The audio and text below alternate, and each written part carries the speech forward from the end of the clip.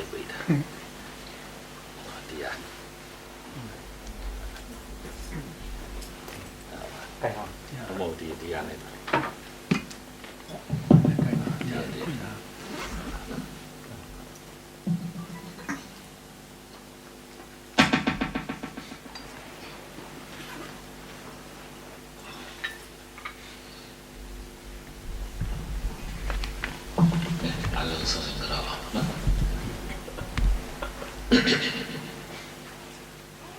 အားလုံးသောဓမ္မမိတ်ဆွေများဟောဂါသကရောချုပ်ဒီညီညာဖြဖြရှိခိုးကြပါစို့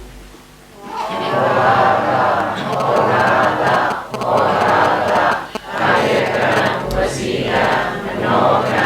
သဗ္ဗဒေါသခတိန်သောဣတုကိုရောက်ပါစေခြင်းဒီလိုပါ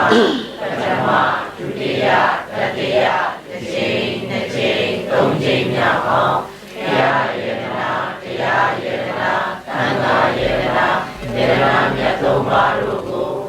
ယုံကြည်လေးမြတ်သက်ဆုံးမူ၍ရှိခိုးပူဇော်ညောမှန်လျော့ရောပါ၏ရှင်ဗျာဘုရားတရားသံဃာယရဏမြတ်သုံးပါးဆရာသမားတို့ကိုယုံကြည်မြတ်လို့လက်ဆုံးမူ၍ရှိခိုးပူဇော်မှုညောမှန်လျော့ရောကြရသောကာမောဇရပနာမကောင်းမှုကုသိုလ်ကံစေရနာဇောတိကြရတိတိလာကောင်းမှုကုသိုလ်ကံစေရနာဒီပိဋကတရဆရာတော်အရှင်သူများအာယုသေးစွာပင်ဆောင်ကြ၍တရားလူပေးလူကြရသည့်ဓမ္မပူဇာဓမ္မဒါနကောင်းမှုကုသိုလ်ကံစေရနာဤစေရနာပြပြတို့ကြောင့်အနိဋ္ဌဗိဒာယမံကသိမ့်ဘဝတိုင်းကင်းတော့ငြိမ်းကြဂုဏ်သီတာပြည့်၍အတ္တရှိခြင်းစင်လာခြင်းကောအာကြည့်ခြင်းဉာဏ်ပညာကြည့်ခြင်းဘုံတော်အာနုဘောကြည့်ခြင်းဟုဆိုသောအကျိုးတို့တရားတို့နဲ့ဘဝဇတ်တိုင်းပြည့်စုံကြကုန်ပြီလျင်ဒါနသီလသမာဓိပညာနိရိကန္တသုတ်တံလာကျင့်ပေါ်ရာတရားလေးပါးတို့ကိုဘဝမှာကြာကျင့်ကြံပွားများအထောက်နိုင်ကြသဖြင့်မြတ်စွာဘုရားသာသနာတော်ရဲ့နှစ်ပြည့်သောမဘုံနိဗ္ဗာန်ကိုးတန်သောလောကုတ္တရာတရားတော်တို့ကိုအရဟတဘုဘောက်လင်းမြန်တို့ကြောင့်မြတ်မောက်ပြုနိုင်လွယ်ကြသည်ဖြစ်ကြပါစေအဟံဗန္တိဣတရဏိနာတဟသင်္ဇတိလံအမယာသာမိမနုဿံကတဝါသီလံဒေတာဒေဗန္တိဒုတိယံပိတတိယံပိအဟံဗန္တိဣတရဏိနာတဟသင်္ဇတိလံအမယာသာမိနုဿံကတဝါသီလံဒေတာဒေဗန္တိယမဝဒာမိတံဝတေတာနမောတတ္တဗဂဝတောအရဟတောသမ္မာသမ္ဗုဒ္ဓတ္တနမောတတ္တဗဂဝတောအရဟတောသမ္မာသမ္ဗုဒ္ဓတ္တနမောတတ္တဗဂဝတောအရဟတောသမ္မာသမ္ဗုဒ္ဓတ္တနမောတတ္တဗဂဝတောအရဟတောသမ္မာသမ္ဗုဒ္ဓတ္တဗုဒ္ဓံတရဏံကိသာမိဓမ္မံတရဏံကိသာမိသံဃံတရဏံကိသာမိဗုဒ္ဓံတရဏံကိသာမိဓမ္မံတရဏံကိသာမိသံဃံတရဏံကိသာမိဒုတိယံမိဗုဒ္ဓံတရဏံကိသာမိဒုတိယံမိဓမ္မံတရဏံကိသာမိဒုတိယံမိသံဃံတရဏံကိသာမိဒုတိယံမိဗုဒ္ဓံတရဏံကိသာမိဒုတိယံမိဓမ္မံတရဏံကိသာမိဒုတိယံမိသံဃံတရဏံကိသာမိတတိယံမိဗုဒ္ဓံတရဏံကိသာမိတတိယံမိဓမ္မံတရဏံကိသာမိတတိယံမိသံဃံတရဏံကိသာမိတတိယံမိဗုဒ္ဓံတရဏံကိသာမိတတိယံမိဓမ္မံတရဏံကိသာမိတတိယံမိသံဃံတရဏံကိသာမိတရဏဂမနံပရိပုဏ္ဏဘာနာတိပါဒာဝေရမဏိတေကာပဒံသမာဓိယာမိဘာနာတိပါဒာဝေရမဏိတေကာပဒံသမာဓိယာမိအတေနာဒါနာဝေရမဏိတေကာပဒံသမာဓိယာမိအတေနာဒါနာဝေရမဏိတေကာပဒံသမာဓိယာမိအာမေတုမိစ္ဆာဇာရာဝေရမဏိတေကာပဒံသမာဓိယာမိအာမေတုမိစ္ဆာဇာရာဝေရမဏိတေကာပဒံသမာဓိယာမိဩ ဒဝါဒဝေရမဏိတိက္ခာပရံသမာဓိယာမိသုဒဝါဒဝေရမဏိတိက္ခာပရံသမာဓိယာမိသုရာမေရယမေသဗမတ္ထာနာဝေရမဏိတိက္ခာပရံသမာဓိယာမိသုရာမေရယမေသဗမတ္ထာနာဝေရမဏိတိက္ခာပရံသမာဓိယာမိဣရမေပုညံအာတဝကယံအာဝံဟောတု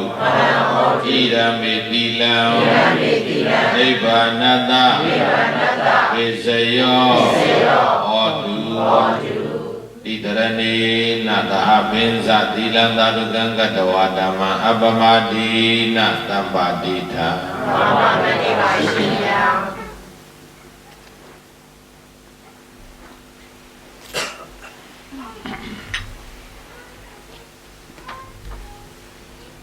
တရဏဂုံသီလခံယူစောင့်တည်ပြီးသွားကြပါဘူးဒီနေ့ဗုဒ္ဓသာသနာတော်နှစ်2562ခုနှစ်ခရစ်နှစ်2019ခုနှစ်ဇူလိုင်လ22ရက်နေ့ညချမ်းချိန်အင်္ဂလန်နိုင်ငံလန်ဒန်မြို့တိတရဏဝိဟာရရောင်မြကျောင်းတိုက်ကြီးအတွင်းမှာကျင်းပပြုလုပ်တဲ့တိပိဋကတရဆရာတော်ရဲ့ဓမ္မသဘင်ပွဲဖြစ်ပါတယ်ဒီဓမ္မသဘင်ပွဲမှာယနေ့တရားဝဲအားကဲကြွရောက်လာကြသည့်ဓမ္မမိတ်ဆွေသူတော်စင်ပေါင်းတို့အားယနေ့ဆရာတော်တို့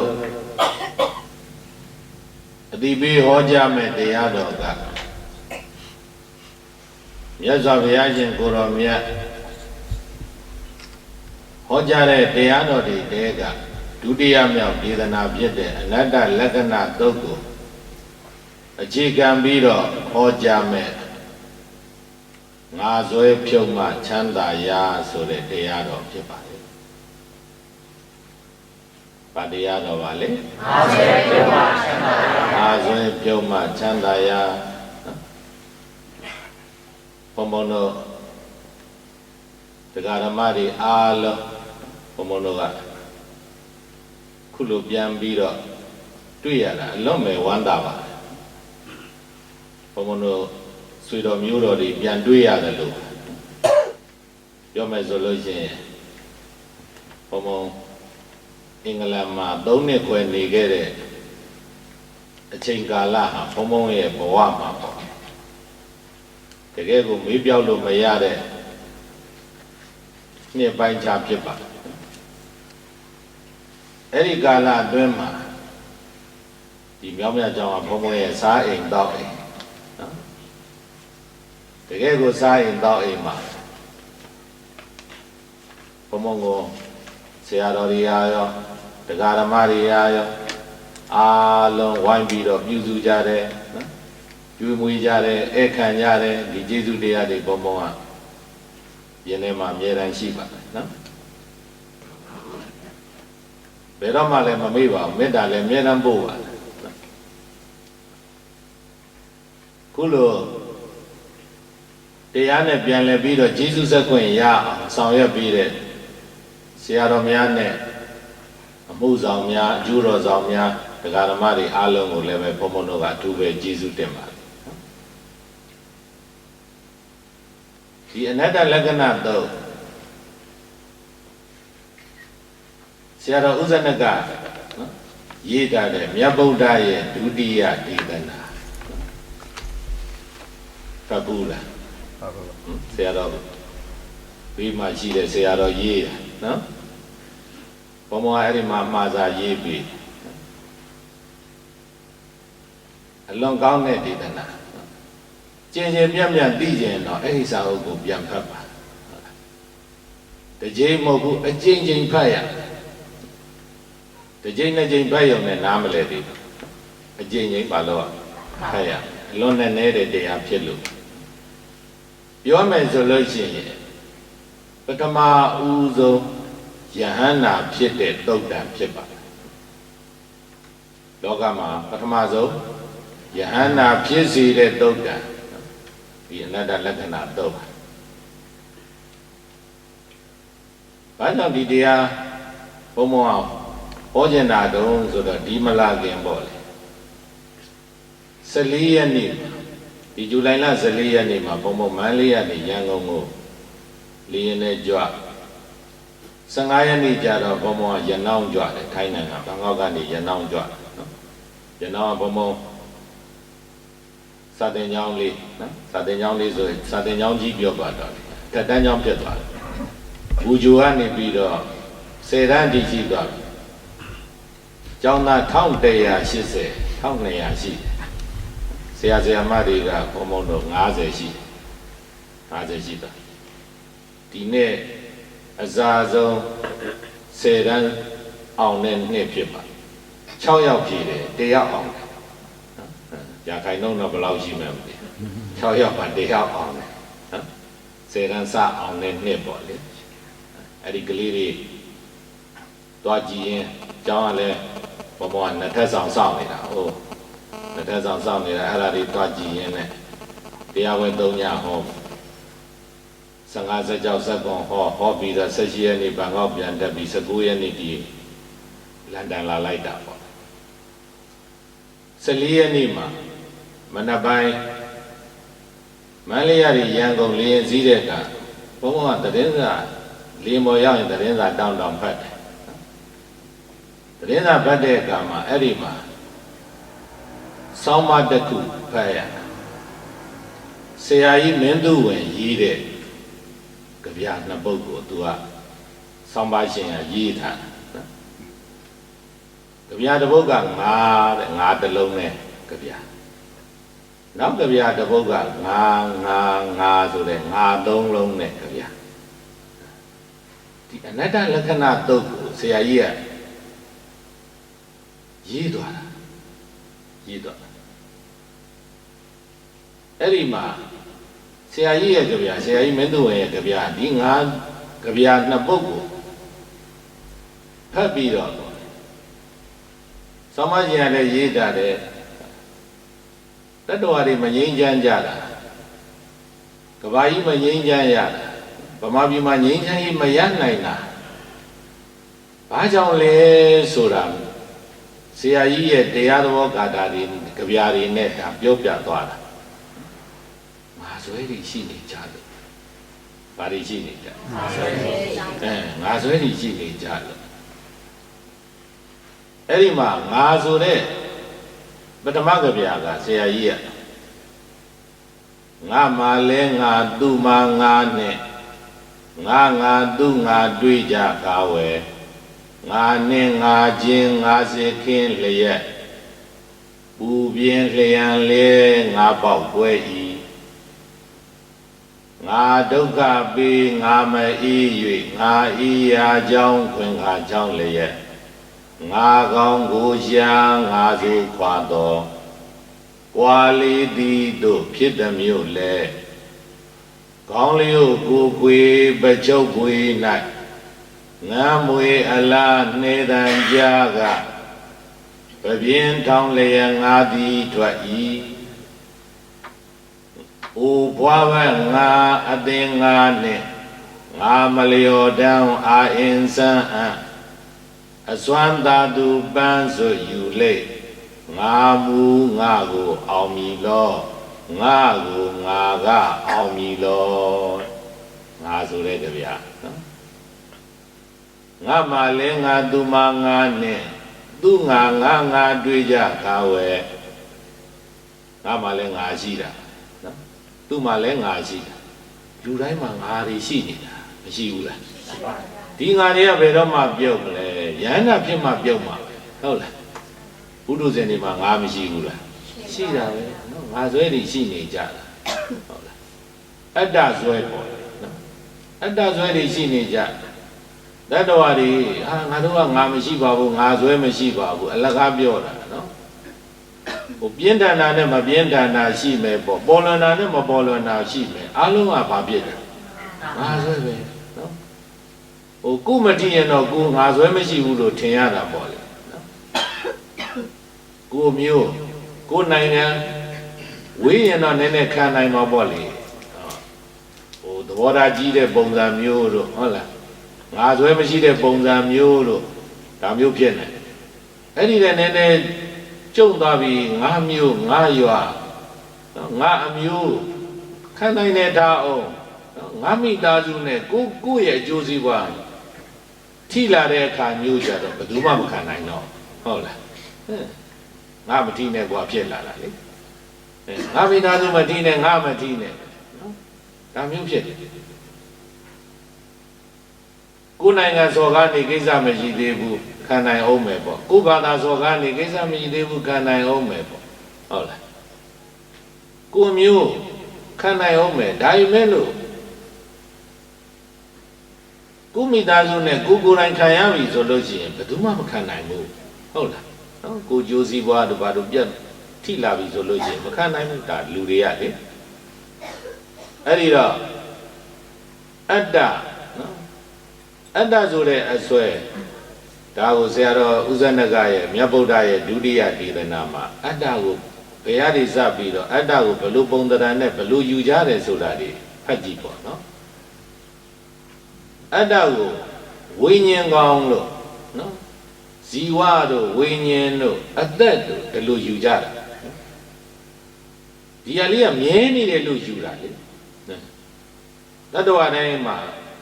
ကိုယ့်ရဲ့ခန္ဓာထဲမှာဒီအတ္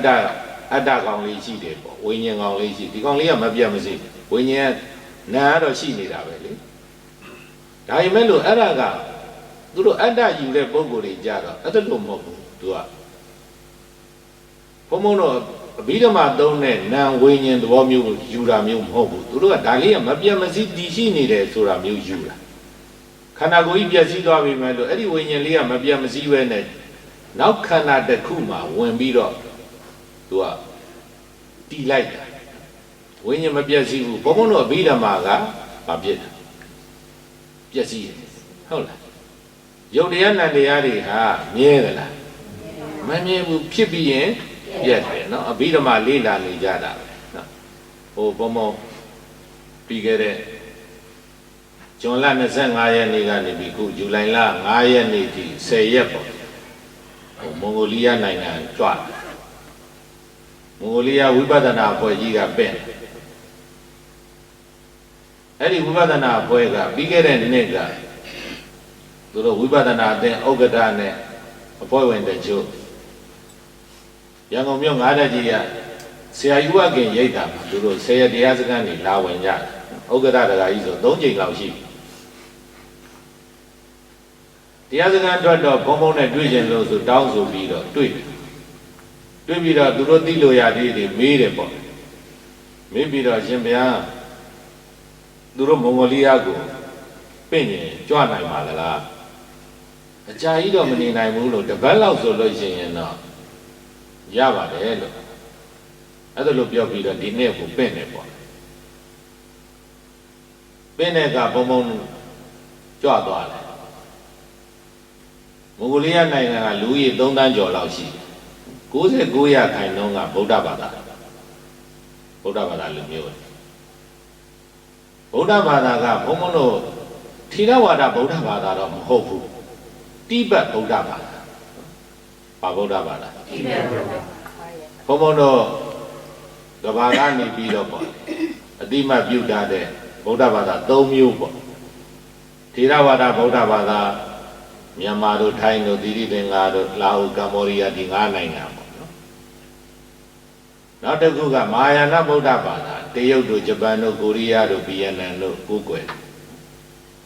အဲ့ဒီမဟာယာနကနေခွဲထွက်သွားတဲ့နောက်တဲ့ဗုဒ္ဓဘာသာတစ်ခုက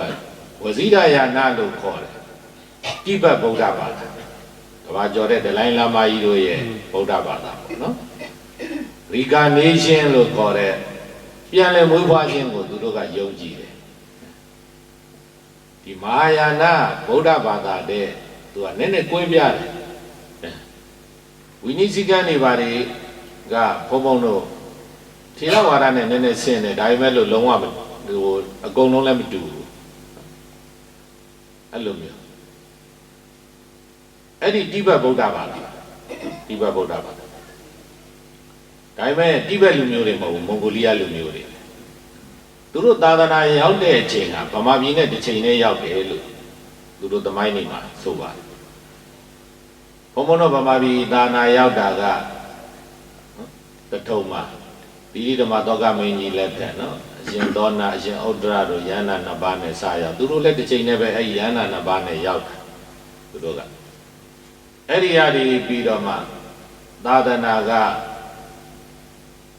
ဟိမဝန္တာတောင်တန်းကနေပြီးတော့ပေါ့လေသူတို့တိဘက်ကုန်းမြေတွေကနေဆင်းသက်သွားတာလည်းသူတို့စီမှာလေ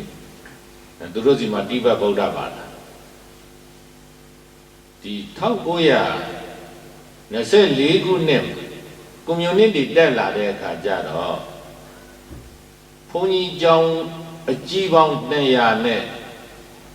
ကျောင်းသေးပေါင်း2000ကျော်လောက်ဖြည့်ဆည်းခံရတယ်တဲ့ဘုန်းတော်ကြီးပေါင်း3000ခွဲလောက်အသက်ခံရတယ်ကွန်မြူနတီကကျောင်းတွေဖြည့်ဆည်းတယ်ဘုန်းကြီးတွေတက်တယ်အဲ့ဒီမှာလူတွေကကျောင်းတွေထဲမှာရှိတဲ့ပိဋကကျမ်းတုပ်တွေကျမ်းစာအုပ်တွေပီဇာတုပ်တွေပေါ့အဲ့ဒါတွေကိုယူပြီးတော့ဆွဲယူပြီးတော့သိမ်းထားကြတယ်အဲ့ဒါတွေကိုပြန်အမျိုးသားစာကြည့်တဲ့ကြီးမှာပြန်လှူတာကျမ်းစာတုပ်ပေါင်း3 သန်းလောက်ရှိတယ်ဘုံမလို့အဲ့ဒါကြီးတွေတော့ကြည့်ရရွှေနဲ့ရေးထားတာတော့ငွေနဲ့ရေးထားတာတော့ပိဋကတ်တွေနိပိဋကတ်ကျမ်းစာ1990ကျမှသူတို့ကဒီမိုကရေစီရပြီးတော့ကျောင်းနေပြန်တည်ဆောက်ရတယ်တဲ့နော်ရှိမှုမပြတ်ပြန်တည်ဆောက်ခုနောက်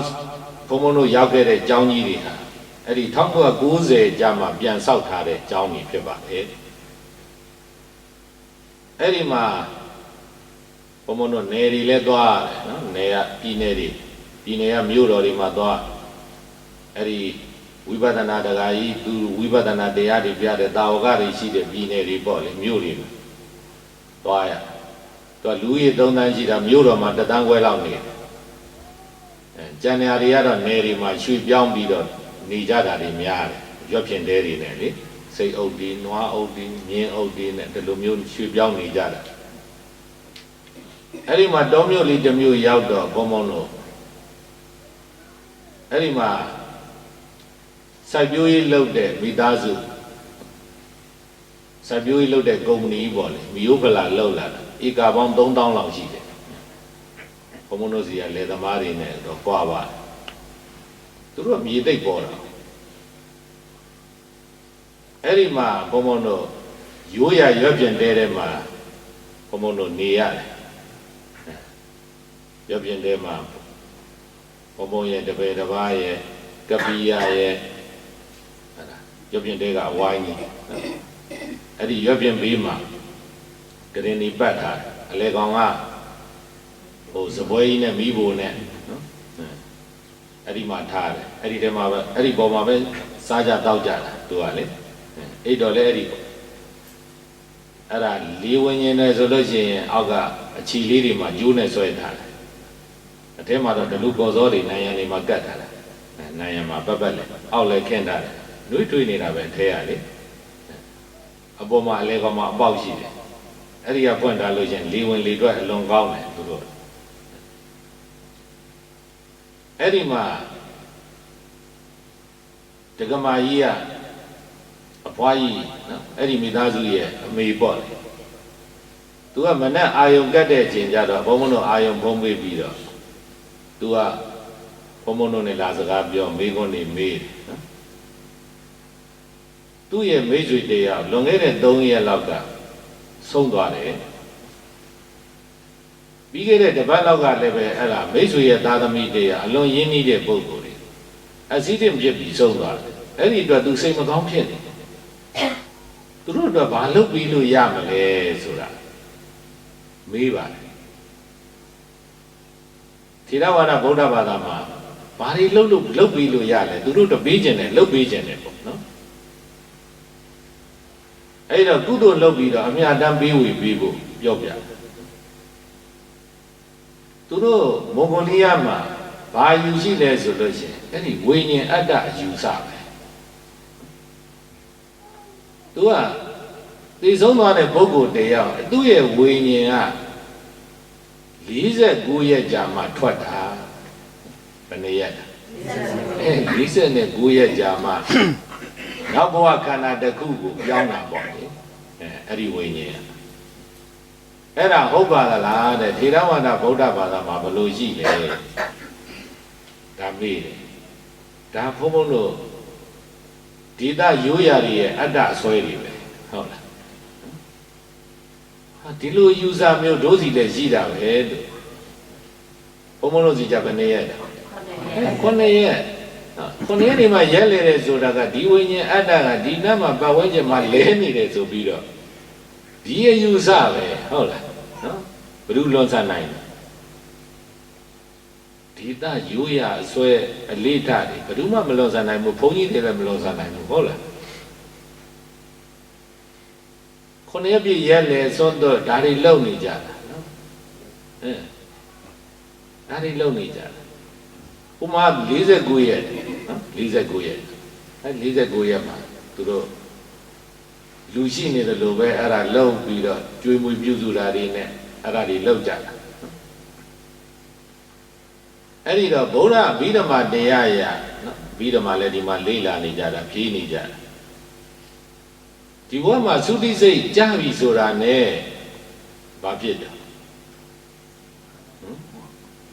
ပရိသေရိစိတ်ဟာတန်းဖြစ်တာမဟုတ်လားနော်ရားထဲမှာအကြားရှိဝိတိမှာလေဝိတိပိုင်းမှာသုတိပရိသေရိဆိုတာသွားတာလေအနန္တရပဲကြားထဲမှာကြားမရှိဘူးဟုတ်လားခုနလို9ရက်တို့49ရက်တို့ရှိတယ်စိတ်တကုတောင်မှအကြားမရှိဘူးဆိုလို့ရှိရင်နော်တန်းကူသွားတာလေသုတိပိတာနဲ့ဟိုဘက်ကပရိသေရိတန်းဖြစ်သွားတာနော်ဒီဘက်ကဝိညာဉ်ကဟိုဘက်ကူးသွားတာဟုတ်ရဲ့လားမဟုတ်ဘူးဒါဒီဘက်ကချုပ်သွားပြီသုတိနဲ့ချုပ်သွားပြီဟိုမှာပရိသေရိစိတ်ကအသစ်ပြန်ဖြစ်တာပဲဟုတ်လားခဏတိုင်းမှာဒီစိတ်စေတသိက်တရားတွေကဘာဖြစ်နေတာချုပ်နေတာပဲဖြစ်နေတာပဲချုပ်နေတာပဲဖြစ်နေတာပဲချုပ်နေတာပဲဟုတ်တယ်မလားဥပ္ပတ္တိပဲနဲ့ဒီလိုသွားတာဘုရားရဲ့အဘိဓမ္မာကအကြမရှိဘူးเนาะခုနလို9ရက်ဆိုတာလည်းမရှိဘူးနာယီပိုင်းတော့မရှိဘူးစက္ကန့်ပိုင်းတော့မရှိဘူးရှိရဲ့လားမရှိဘူးသူကသုတိပရိသတ်တွေနဲ့တခါတည်းဘဝတည်းတန်းပြတ်သွားတာเนาะအဲ့လိုမျိုးတွေပြောပြအဲ့ဒီတော့သူတို့စီမှာလည်းပဲဒေသဆိုင်ရာအတ္တဇွဲတွေရှိနေတယ်လို့ဟုတ်လားမရှိဘူးလားရှိတာပဲဘုံဘုံတို့ဒီအင်္ဂလိပ်တွေလည်းပြောတာရှိတာပဲဟုတ်လားမရှိဘူးလားရှိတာပဲဟုတ်လားတကူကိုပြလို့တည်တဲ့နေရာမှာပန်းစည်းလေးသွားချတာတော့ဟုတ်လားသူကြိုက်တာလေးတွေသွားပေးတာတော့ဒါတွေရှိတာပဲလေနော်အဲ့ဒီတော့ဒီအတ္တဇွဲတွေအတ္တတို့ဝိညာဉ်တို့ဒီလိုအစွဲမျိုးတွေဟာဘုံဘုံတို့ပုထုဇဉ်တွေမှာအကုန်လုံးရှိကြတာပဲမရှိဘူးလားရှိတယ်နော်အဲ့ဒီတော့ဆရာကြီးကလူတိုင်းမှာငါဇွဲတွေရှိနေကြတယ်ငါမှလည်းငါသူ့မှာငါနဲ့ငါသူငါတွေ့ကြရဝဲငါနဲ့ငါချင်းငါစစ်ခင်းလျက်ငါမှလည်းငါရှိတယ်သူ့မှာလည်းငါရှိတယ်ဒီငါနှစ်ခုတွေ့ကြတဲ့အခါကျတော့ဘာဖြစ်တာသူငါတွေ့ကြခါဝဲတဲ့ငါနဲ့ငါချင်းငါစစ်ခင်းလျက်ငါနဲ့ငါချင်းငါစစ်ခင်းတော့ဘေးတိုင်သူကလည်းအတ္တငါလည်းအတ္တသူကလည်းငါလည်းငါနဲ့အတ္တတွေမာနတွေနဲ့တွဲဆုံကြရင်အစဉ်ပြေပါမရံဖြစ်တာပဲဟုတ်လားရံဖြစ်တာသူကလည်းငါဆွဲပြင်းနေတယ်ငါလည်းငါဆွဲပြင်းငါလှုပ်တာမှမှန်တယ်ဟုတ်လားငါမထီးနဲ့ဒါကျန်တာတွေမပြောပါနဲ့အများအတွက်လှုပ်တယ်ဆိုတဲ့ပုံကိုယ်တွေနော်လုပ်ငန်းတွေတောင်မှဒါတွေမရှိဘူးလားရှိတာပဲနော်ပရိဒတ်သင်ပွဲတွေလူမှုကူညီဖို့တွေလုပ်ကြတယ်ကုသိုလ်လုပ်တွေပါဘာသာရေးလုပ်တွေလုပ်ကြတယ်ကုသိုလ်လုပ်တွေပါနော်ဒါရင်မဲလို့ကုသိုလ်ရရေးဟာနောက်ပိုင်းမှာဒီငါးဒီကြောင့်ပျောက်ကုန်ကြတာဘာဒီကြောင့်ပျောက်ငါးဒီကြောင့်ပျောက်ကုန်ငါလှုပ်လို့ဖြစ်တာကွာငါလှုပ်လို့ဖြစ်တာဘယ်သူမှမလုံနိုင်ဘူးဟုတ်လားဟိုဘက်ကလည်းပဲဟာငါတို့လှုပ်လို့ဖြစ်တာငါတို့မပါရင်ဘယ်ဖြစ်လိမ့်မလို့ဆိုတာနဲ့ငါချင်းပြိုင်နေကြတာဘာဒီပြိုင်နေတာ ငါချင်းပြိုင်နေကြငါချင်းပြိုင်နေကြတော့ဟုတ်လားငါချင်းပြိုင်တာကဘုန်းကြီးချင်းလည်းပြိုင်တာပဲလူချင်းလည်းပြိုင်တာပဲဟုတ်လားအဲ့တော့ဘုန်းကြီးပြိုင်တော့ဘုန်းကြီးချင်းမတည့်ဘူးလူချင်းပြိုင်တော့လူချင်းမတည့်ဘူးဟုတ်လားကုသိုလ်ရေးတွေဘာတွေဆိုတာကပျောက်ကုန်တာပဲနော်အဲ့တော့ယနေ့ကဘာမှာဖြစ်နေတဲ့ပြဿနာတွေစစ်ပွဲတွေကြည့်ငါချင်းပြိုင်နေကြတာပဲဟုတ်လားဘာပြိုင်နေတာအမေရိကန်နဲ့ရုရှားကလည်းငါချင်းပြိုင်နေတာအမေရိကန်နဲ့တရုတ်ကလည်းငါချင်းပြိုင်နေတာဟုတ်လားဟိုကိုရီးယားကလည်းငါချင်းပြိုင်နေတာပဲနော်နေရာတိုင်းမှာဘာဖြစ်ငါချင်းပြိုင်ငါချင်းပြိုင်နေတဲ့နေရာတွေဘယ်တော့မှမငြိမ်းချမ်းဘူးဟုတ်လားဘုံဘုံတို့စီမှာလည်းပဲယနေ့တိုင်အောင်ငါဒီကိုယ်နေကြတာလေဖွဲ့စည်းတွေကဟုတ်လားအဲ့ဒီတော့လက်နက်ကင်ဖွဲ့တွေအများကြီးရှိနော်အခုငြိမ်းချမ်းရေးစုစည်းပြီးတော့လုပ်ကြမယ်ဆိုတော့ဒီငါတွေကြောင့်ငြိမ်းချမ်းရေးရဖို့ဟာတော့ခက်တယ်ဟုတ်လားဒီငါတွေမပြုတ်တဲ့၍တော့ငြိမ်းချမ်းရေးဆိုတာလဲဝေးနေအောင်ပါပဲဟုတ်လားငြိမ်းချမ်းရေးမရှိဘူးဆိုလို့ချင်းချမ်းသာဆိုတာကောရှိပါစိတ်ချမ်းသာမှုမရနိုင်ဘူးကိုယ်ချမ်းသာမှုမရနိုင်တယောက်နဲ့တယောက်မယုံကြည်ဘူးလေငါနဲ့မတီးနဲ့ငါနဲ့မကျူးကျော်နဲ့ငါစီးပွားရေးတွေအကျိုးစီးပွားတွေလာမယူနဲ့ဟုတ်လားမတီးခိုင်းနဲ့ချလိုက်မယ်ဆိုတာမျိုးတွေနဲ့ဖြစ်နေကြတာနော်ငါသူငါတွေ့ကြရဝဲငါနင်းငါချင်းငါစစ်ကင်းလျက်ဥပြင်းလျံရဲ့ငါပေါက်ပွဲဤဟောစစ်တွေဖြစ်နေကြငါတွေကြောင့်ဖြစ်နေကြအဲ့ဒီတော့သူ့မှာလည်းမပူဘူးလားပူတယ်ကို့မှာလည်းပူတယ်အဲ့ဒီအပူတွေပြင်းထန်လာပြီးတော့ငါတွေကဘာဖြစ်တော့ပေါက်ပွဲထွက်နေကြတယ်နော်ငါဒုက္ခပေးငါမအေး၍ငါအေးရာကြောင့်ခွင်ခါကြောင့်လည်းငါကောင်းကိုရာငါစိုးခွာတော့ဟောငါတွေကဒုက္ခပေးနေတာလူတိုင်းကိုမပေးဘူးလားပေးတယ်ဘုန်းကြီးတွေလည်းငါဒုက္ခပေးနေတာပဲလူတွေလည်းငါဒုက္ခပေးနေကြတာပဲနော်အဲ့ဒါလို့ငါဒုက္ခပေးနေတဲ့၍ငါဟာမအေးနိုင်ဘူးတဲ့ဟုတ်လားအဲ့ဒီတော့ငါအေးရအေးကြောင်းကိုအကွင်ကောင်းရှာပြီးတော့ငါကောင်းကိုရှာငါစိုးခွာတော်ငါကောင်းကိုရှာပြီးတော့ငါအလွန်ဆိုးရွားတဲ့ငါတွေကိုခွာဖို့ကြိုးစားတယ်တဲ့နော်။ကွာလီတီတို့ဖြစ်သည်မျိုးလေအဲ့ဒါလို့တရားနဲ့နော်အတိစိတ်နဲ့ငါဆိုးတွေကိုထိန်းပြီးတော့ငါကောင်းဖြစ်အောင်ကြိုးစားအဲ့ဒါလို့ကြိုးစားတဲ့အခါမှာကွာတယ်လို့ထင်ရပါတယ်တဲ့ဟုတ်လားထင်ရကွာလီတီတို့ဖြစ်သည်မျိုးလေ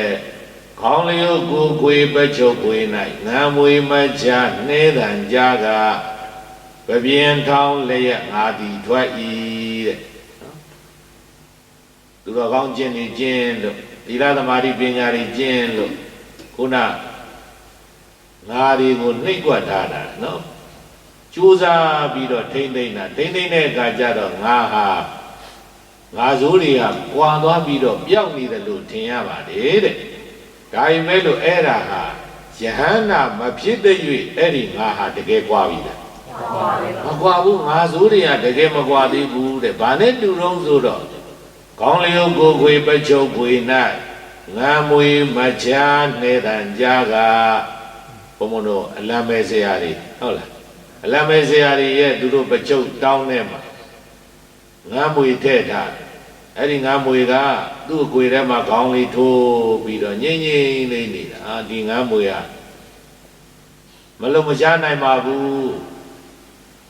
ဒီကောင်ကအလွန်ငိမ့်တဲ့ကောင်ပဲလို့ဒီလိုထင်ရအလံမဲဆရာကအဲ့ဒါပလွေသာမှုတ်လားဟုတ်လားအဲ့ဒီပလွေသာကြားရင်ဘာဖြစ်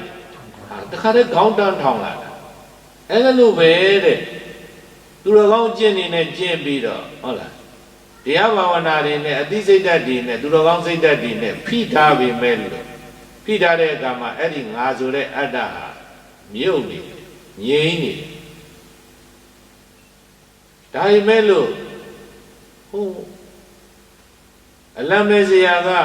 ဘလွေမှုတ်လိုက်တယ်လို့ပေါ့လေကိုကျိုးစည်းပွားတို့ဘာတို့ထိလာပြီကိုမိသားစုခုနလိုထိလာပြီဆိုလို့ရှိရင်ငါမတိနဲ့ဆိုတာမျိုးကတခါဖြစ်လာဟုတ်လားငုံနေတဲ့ငြိမ်းနေတဲ့အတ္တဟာဘာဖြစ်တာပြင်းထောင်လာတယ်တဲ့နော်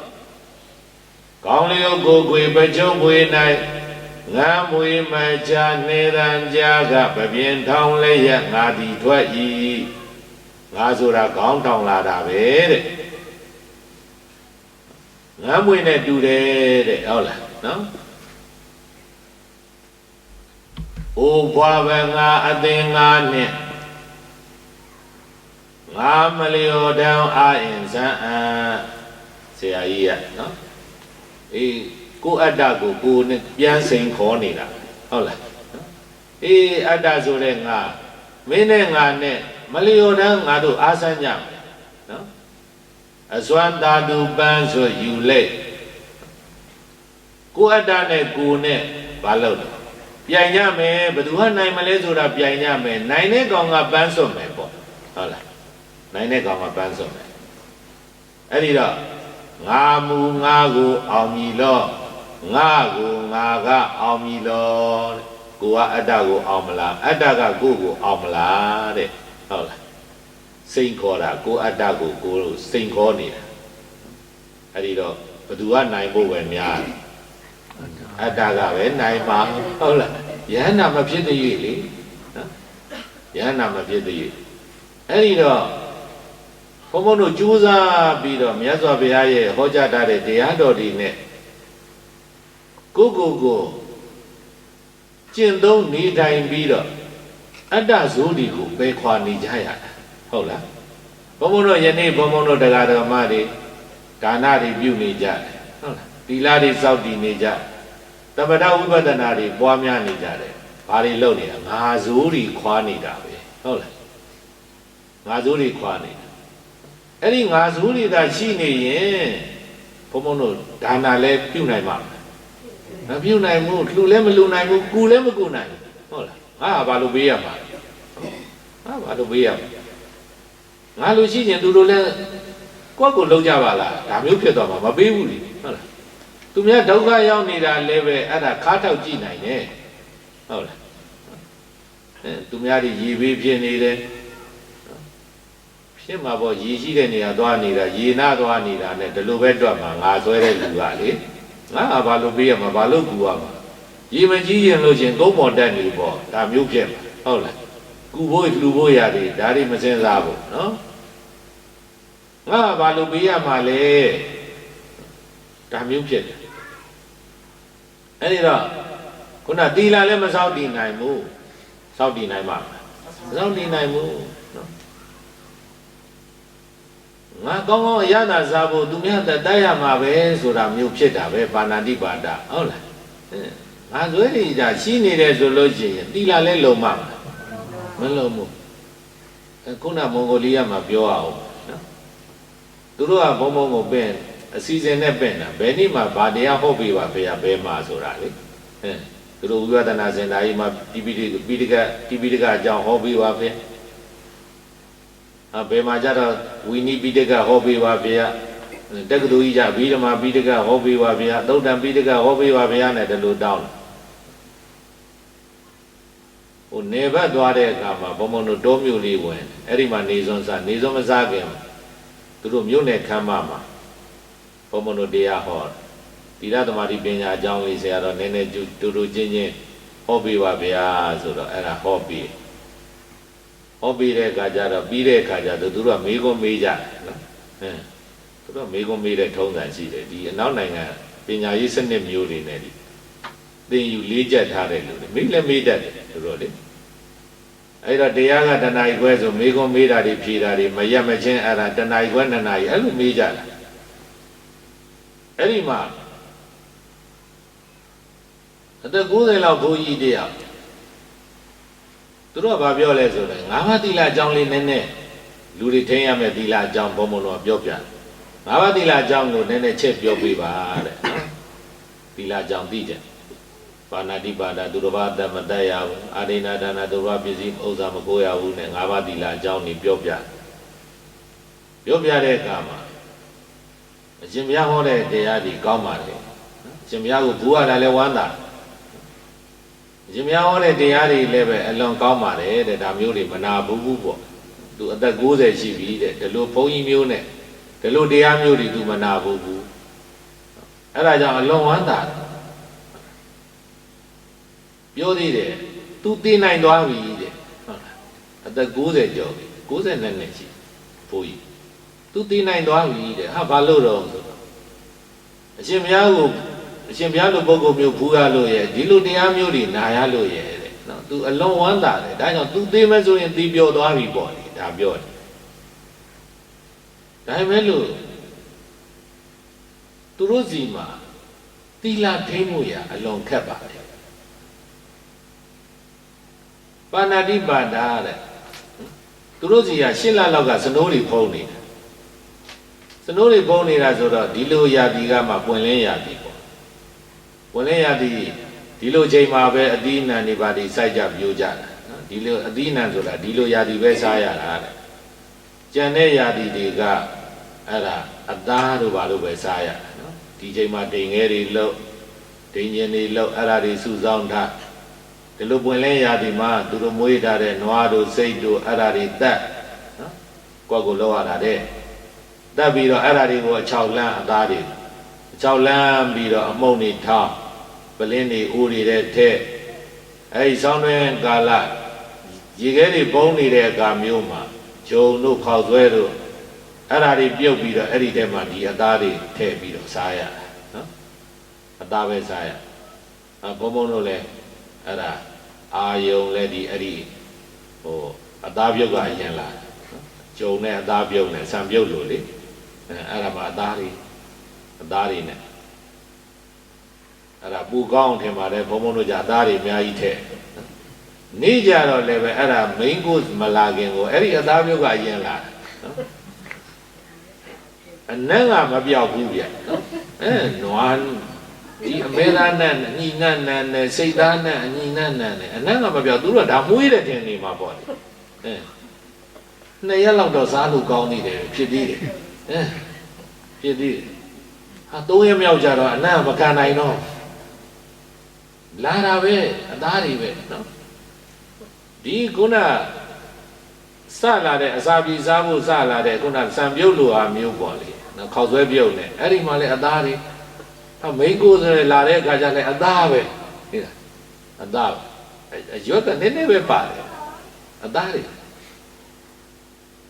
အဲ့ဒီအသားတွေအဲ့ဒါလို့စားရတာတဲ့ကိုယ့်ကိုလုံးရတာကိုယ့်ကိုတတ်ရတာကိုယ့်ကိုတတ်အဲ့ဒီမှာအိုးတခါတယောက်ကမေးတယ်အဲ့လိုသူတို့ကတတ်ရတယ်တတ်ရတော့တီလာမပြအောင်ဘယ်လိုတတ်မလဲတဲ့အကုသိုလ်ဖြစ်သလားမေးတတ်မှာတော့တီလာပြမှာပဲအကုသိုလ်ဖြစ်မှာပဲနွားသက်တိုးသက်မပြောနဲ့ဟုတ်လားရှင်သက်တာတောင်မှတီလာပြတ်တာပဲအကုသိုလ်ဖြစ်မှာအဲ့ဒီတော့နီးလမ်းမရှိဘူးဟုတ်လားအကုသိုလ်မပြအောင်တန်နည်းမရှိဘူးတီလာမပြအောင်တန်နည်းမရှိဘူးအဲ့ဒီတော့တပည့်တော်တို့တီလာလွန်အောင်ဘယ်လိုလုပ်မလဲတဲ့ဘယ်လိုလုပ်မလဲဆိုတော့ဒီလမပြအောင်တတ်တာတော့အကုသိုလ်မပြအောင်တတ်တာတော့ဆိုတာကတော့ဒီလမရှိဘူးတတ်ရင်တော့ဖြစ်မှာပဲပြတ်မှာအဲ့ဒီတော့သူတစ်ပါးအသက်ကိုမတတ်ဘဲနဲ့ကိုယ်တိုင်မတတ်ဘဲနဲ့ဘလို့နီးနဲ့အသားစားလို့ရမလဲဆိုတာမျိုးကိုပဲစဉ်းစားတတ်ပါလေလို့ဟုတ်လားဘုံဘုံတို့ဗမာပြည်တို့ဘာတို့မှာဘုံဘုံတို့မြတ်စွာဘုရားကခွင့်ပြုထားတယ်လေအသားစားဖို့ဟုတ်လားကိုယ်အတွက်ရည်ရွယ်ပြီးတော့တတ်ထားတယ်ဆိုတာမမြင်ရင်မကြားရင်တန်တရားမဖြစ်ဟုတ်လားဘန္တကူသားဆိုရင်ဒါစားခွင့်ရှိတယ်လေစားခွင့်ရှိအဲ့ဒီတော့အဲ့ဒါလိုဘန္တကူသားမျိုးရအောင်ရှာစားဖို့ရဲ့အဲ့ဒါမှမရနိုင်ဘူးဆိုရင်အသားမပါပဲနဲ့စားနိုင်အောင်နေဖို့ရဲ့ဒါပဲရှိတာပဲလေဟုတ်လားဒါပဲရှိတယ်အဲ့ဒီနည်းတွေပြောပြဒါကြောင့်အဲ့ဒါမေခွန်ဖြည့်ရင်းနဲ့ဘောမောကငါတို့ပြည်သူတွေတို့ဗမာပြည်ရဒကာဒကာမတွေနော်ဗုဒ္ဓဘာသာတွေ နောက်ပြီးတော့ဒီနိုင်ငံမှာရှိနေတဲ့အင်္ဂလန်ရောက်နေတဲ့ဘုံဘုံတို့ဗုဒ္ဓဘာသာတရားဓမ္မတွေအလုံးကုသိုလ်ကောင်းတယ်နော်ဟုတ်လားသီလထိမ့်မယ်ဆိုထိမ့်လို့မရဘူးလားရတယ်နော်ဘဝပြီးသူတို့မှာဘဝပြီးချိန်နေရကိုကလေအသက်ရှင်နေထိုင်ဖို့စားတော့ဖို့ဟာမတတ်ပဲမရဘူးသူတို့မှာလေဘုံဘုံတို့ကကိုတက်ချင်မှသာတက်ရောပဲဟုတ်လားမတက်ဘဲနဲ့အသားစားလို့လည်းရတယ်အသားမစားခြင်းတက်လို့ကိုမရဘူးရတယ်သူတို့ဒီမှာစိုက်ပြိုးလို့လည်းရတာမျိုးမဟုတ်ဘူးနော်သူတို့မြေတွေကလည်းပဲစိုက်ပြိုးရတဲ့မြေကအတော်ရှားတယ်အပင်ဒီတောင်မပေါက်ဘူးတောင်တွေကဒီတောင်ကရုံးနေနော်မြက်တောင်မနေပေါက်နေရဒီနေ့မိုးကောင်လို့ဆိုပြီးတော့အဲ့ဒါပေးရွတ်ပြီးခဲ့ရတယ်မိုးမရတော့မြက်တွေမပေါက်နိုင်ဘူးမြက်တွေမပေါက်တော့ကြတော့ခုနသိုးစေအောင်နွားအောင်မြင်းအုပ်တွေဒါတွေအစားအစာတွေခတ်တော့သူတို့ရေကြီးရမျက်နှာရဆိုတာအဲ့ဒီမွန်ဂိုလူမျိုးတွေပဲအဲ့တော့အတ္တနဲ့ဟုတ်လားကိုယ်အသားစားဖို့ကိုယ်အစဉ်ပြေဖို့ရန်အတွက်ဆိုပြီးတော့တတ္တဝါတွေကိုတက်ဖြတ်နေကြတာသီလလုံးဖို့လည်းတော့ခက်တယ်ဒီငါဆွဲရှိနေဟုတ်လားသမထဥပဒနာဘာဝနာတွေပွားဖို့ကိုလွယ်ပါမလားမလွယ်ဘူးနော်မလွယ်ဘူးဒါကြောင့်မလို့ဒါနသီလဘာဝနာဆိုတဲ့ဒီကျင့်စဉ်တွေဟာခုနငါးတွေနဲသွားအောင်လုပ်တာပဲငါဆွဲတွေနဲသွားအောင်လုပ်တာနော်အဲ့ဒါတွေနဲ့နှိမ်ထားတဲ့အခါမှာခုနငါးတွေကတပြေးပြေးနဲ့ပါသွားအဲ့ဒီအချိန်မှာကိုအကျိုးစီးပွားတွေခုနလိုလုံလည်းခဲလာထိခိုက်ပြီဆိုလို့ရှိရင်ဒါမကန်နိုင်တော့ဘူးနော်ဘလွေတန်ကြားတဲ့အခါငမ်းမွေတော့ခေါင်းထောင်လာတယ်လို့ပြင်းထောင်လာတယ်လို့ပဲတဲ့ငါထောင်းကနေထွက်လာတာပဲနော်ဒါကြောင့်မလို့ဘုန်းကြီးချင်းပြဿနာတွေတက်နေတယ်နော်အဖွဲ့အစည်းချင်းတွေပြဿနာတွေတက်နေတယ်ဟုတ်လားငါမှန်တယ်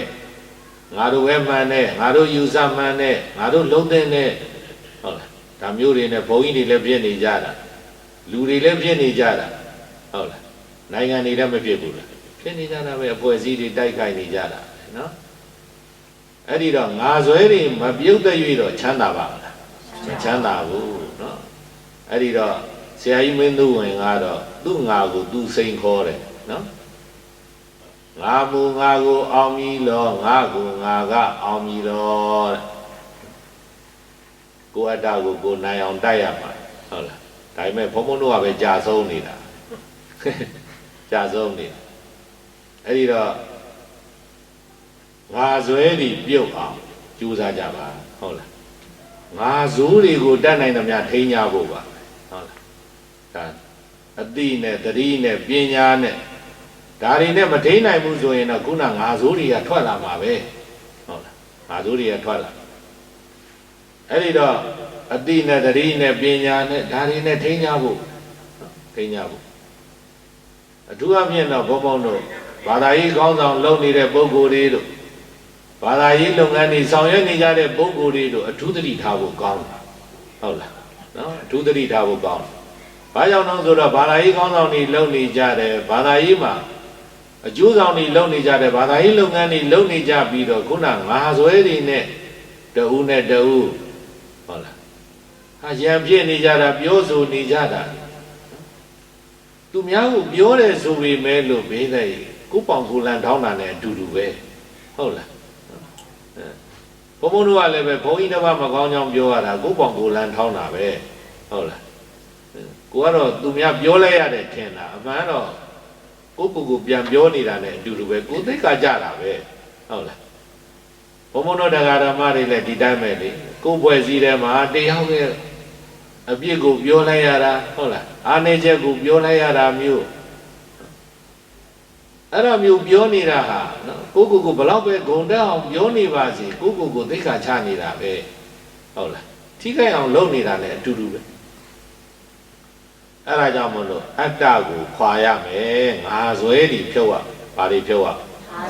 ငါဇွဲတွေဖြုတ်ရမယ်ငါဇွဲဆိုတဲ့ဒီအတ္တကိုနားလည်ဖို့ရတော့အတော်ခက်တယ်နော်ဟိုနိဗ္ဗာန်ကိုနားလည်ဖို့ခက်တယ်လို့ပဲအတ္တကိုနားလည်ဖို့လက်ခံဖို့ကလည်းအတော်ခက်တယ်ဟုတ်လား အဲ့ဒီတော့ဒီအတ္တကိုနားလည်ဖို့ရန်အတွက်မြတ်စွာဘုရားကဘုံဘုံတို့လက္ခဏာက၃ပါးရှိတယ်လေဟုတ်လားအနိစ္စလက္ခဏာဒုက္ခလက္ခဏာအနတ္တလက္ခဏာလက္ခဏာဘယ်နှမျိုး၃မျိုးအဲ့ဒီ၃မျိုးထဲမှာဒီအနတ္တလက္ခဏာအခက်ဆုံးပဲနော်လက္ခဏာမှုအခက်ဆုံးပဲလက္ခဏာမှုအခက်ဆုံးအဲ့ဒီတော့ဒီအနတ္တလက္ခဏာကိုသိဖို့ရန်အတွက်ဘာနဲ့ပြရတယ်လဲဆိုရင်ထင်ရှားတဲ့အနိစ္စလက္ခဏာနဲ့ဒုက္ခလက္ခဏာနဲ့ဖျားပြရဟုတ်လားဒါကြောင့်အနတ္တလက္ခဏာတော့မှာမြတ်စွာဘုရားကရူပံဘိကဝေအနတ္တရူပံဇဣဒံဘိကဝေအတ္တအဘဝိတစေတတို့ရူပခန္ဓာနော်ရုပ်ဝစုကြီးဟာရုပ်အားလုံးဟာဘာလဲဆိုရင်အတ္တမဟုတ်ဘူးတဲ့အနတ္တပဲအတ္တမဟုတ်ဘူးဝိညာဉ်မဟုတ်ဘူးဟုတ်လားအစိုးမရဘူးအလုံးမပါဘူးလို့တလူပြောတာနော်ရူပိဇဣဒံဘိကဝေအတ္တအဘောဟိတဒီရူပခန္ဓာရုပ်စုကြီးဟာအကယ်၍သာအတ္တဖြစ်မယ်ဆိုရင်ဟုတ်လားအကယ်၍သာအတ္တဖြစ်မယ်ဆိုလို့ရှိရင်တဲ့အစိုးရမယ်အလိုပါမယ်ဟုတ်လားတည်မြဲနေမယ်မပြည့်စည်ဘူးဆိုလို့ရှိရင်နာယိရရူပံအာဘာဒာယတံဝတ္တိယဒီရူပခန္ဓာယုတ်ခန္ဓာကြီးဟာနာကျင်မှုဝေဒနာတွေမဖြစ်နိုင်ရဘူး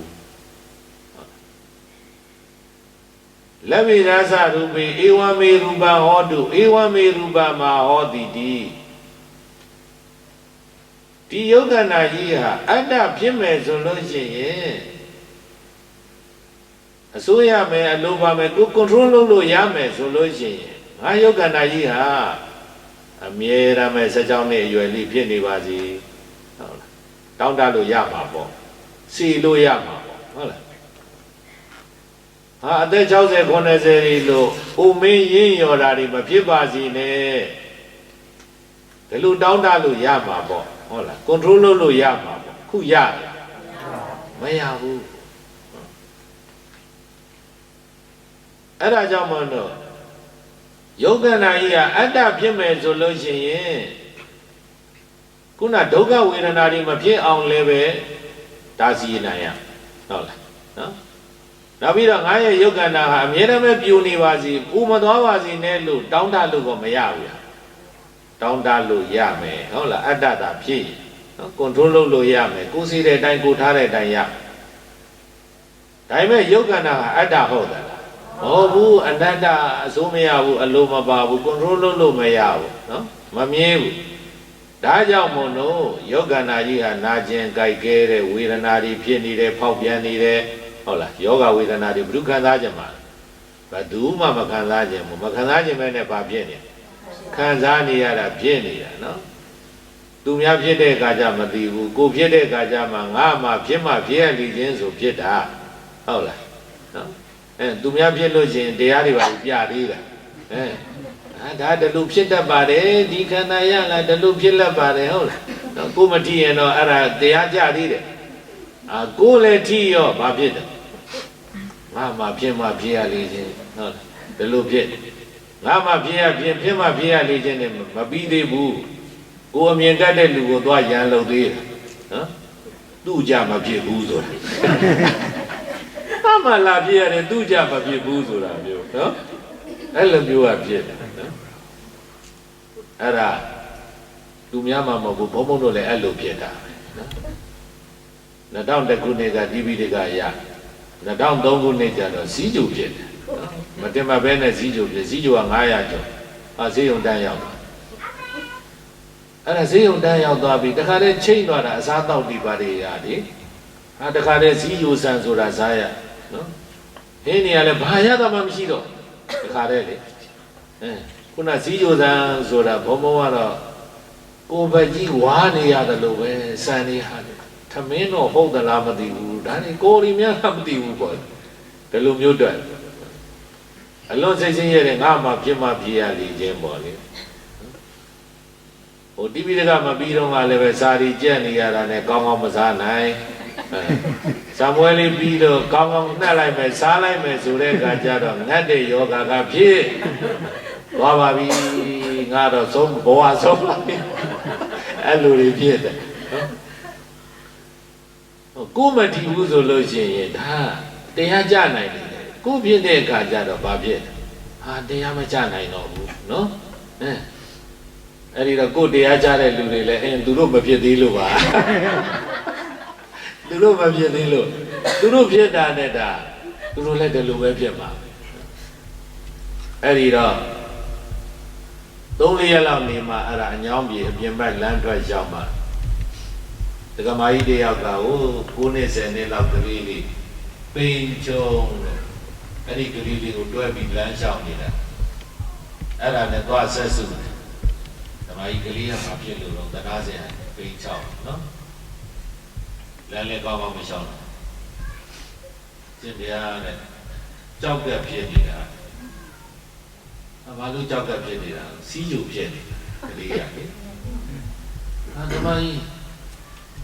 ဒီအသက်အရွယ်ကြီးနဲ့စီးယူဖြစ်သလားဗျာဘယ်နှစ်ရှိပြီလို့ဆိုတော့10နှစ်လောက်ရှိသေးတာကလေးက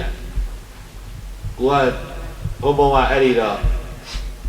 တိပိဋကပြီးတာ33နှစ်35နှစ်လောက်မှဖြစ်တာစောစောပိုင်းတော့ကတော့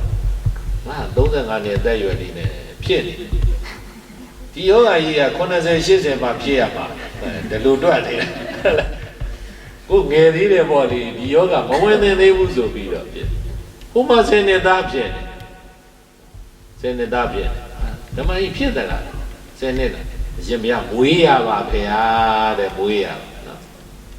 ကြောက်ကလာစီးနေတာတဲ့ကြောက်ကကြီးမကောင်းတော့ကလေးရလေအဲ့ဒီတော့မှသူနဲ့စားလို့ရှိရင်ငါတော်သေးတာပဲဟာ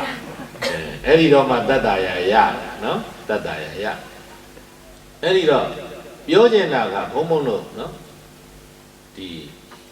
ယုတ်ခန္ဓာကြီးဟာအတ္တမဟုတ်ဘူးဟုတ်လားကို control လုပ်လို့မရဘူး तू က तू တဘာဝအတိုင်းဖြစ်နေတယ်ဟုတ်လားဘယ်လောက်ပဲပြုပြင်နေနော်ယောဂဝေဒနာတွေယုတ်ခန္ဓာဖောက်ပြန်လာရင်ဖြစ်မှာပဲဟုတ်လားမဖြစ်ဘူးလားဖြစ်ပါတယ်ကျမ်းမာရေးအလွန်လိုက်စားပါတယ်ဆိုတဲ့ပုံကိုယ်တွေလည်းယောဂဖြစ်တာပဲနော်ဖြစ်တာယုတ်ခန္ဓာဖောက်ပြန်လာရင်ဖြစ်မှာပဲဟုတ်လားလူတိုင်းကကျမ်းမာကျင်တာပဲလေဒါပေမဲ့လို့လူတိုင်းကျမ်းမာလားမကျမ်းမာဘူးတဲ့ဒါကို control လုပ်လို့မရဘူးเนาะအတ္တမဟုတ်ဘူးဆိုတာမျိုးကိုဒါကိုပြောနေတာနောက်ပြီးတော့ကိုယ်ယောဂနာကြီးအမြဲတမ်းပဲပြူနေအောင် control လုပ်မှာပေါ့ထားမှာပေါ့ဘယ်ပရင်နေတွေတွန့်ပြီးတော့စံပြူသွားကြဘယ်ဖြစ်ချင်မှာဟုတ်လားဒါကြောင့်မလို့ပြင်တော့ပြင်ကြတာပဲချုပ်ဆက်ပြီးတော့ဟုတ်လားအကြီးတွေတွန့်နေတယ်ဆိုလို့ရှိရင်ဖြတ်ပြပြီးတော့ချုပ်ဆက်ပြီးလုံနေကြဒါအကြီးသာတင်းကျင်တင်းသွားမယ်တကယ်ရုပ်တွေဟာနုပြိုသွားလားဘယ်ပြိုမှာတော့နော်တွန့်နေတဲ့အကြီးကတော့တင်းကျင်တင်းသွားမှာပဲဒါပေမဲ့ပြိုသွားတာမဟုတ်ဘူးဒါလေပြိုသွားတာမဟုတ်ဘူးအဲ့ဒီတော့ဒီနားလေခဲ့တဲ့နော်အလွန်နဲ့နေတဲ့အနတ္တဆိုတာကိုအနိစ္စလက္ခဏာဒုက္ခလက္ခဏာနဲ့ဖျားပြသွားခန္ဓာ၅ပါးတလူပဲဟောသွားတယ်နောက်ပိုင်းကျတော့မြတ်စွာဘုရားကအမိပြင်းတဲ့ရူပံဘိက္ခဝေနေဇံဝါအနိဇံဝါจิตသားတို့ယောဂန္နာကြီးဟာမြဲသလားမမြဲဘူးလားအနိဇံပန်နေမမြဲပါဗျာတဲ့ဟုတ်လားဘယ်ယောဂန္နာမြဲဘယ်ယောဂန္နာမမြဲဘူးတရှိတတ္တဝါတွေရဲ့ယောဂန္နာလည်းမမြဲဘူးတမဲ့တွေရဲ့ခန္ဓာဒီရူပခန္ဓာယုတ်ခန္ဓာတွေကလည်းမြဲသလားမမြဲဘူးเนาะအရာဝတ္ထုတိုင်းဟာအသိကနေဟောင်းသွားကြတာပဲနောက်ပိုင်းပျက်စီးသွားကြမှာဟုတ်လားရူပံဘိက္ခဝေနေဇံဝါအနိဇံဝါတိအနိဇံပန္တိယံပန္နာနေဇံဒုက္ခံဝါတံဒုက္ခံဝါတိဒုက္ခံပန္တိမမြဲတဲ့ယုတ်ခန္ဓာကြီးဟာနော်ချမ်းသာသလားဆင်းရဲသလားနော်ဆင်းရဲပါတယ်ဖေဟာဟုတ်မမြဲမှမမြဲတာမမြဲဘူးဆိုတဲ့တရားတွေဟာဘယ်တော့မှမချမ်းသာဘူးချမ်းသာပါမလားမချမ်းသာဘူးချမ်းသာလို့ထင်ရတာပဲရှိတာတကယ်ချမ်းသာလား တကယ်မချမ်းသာနော်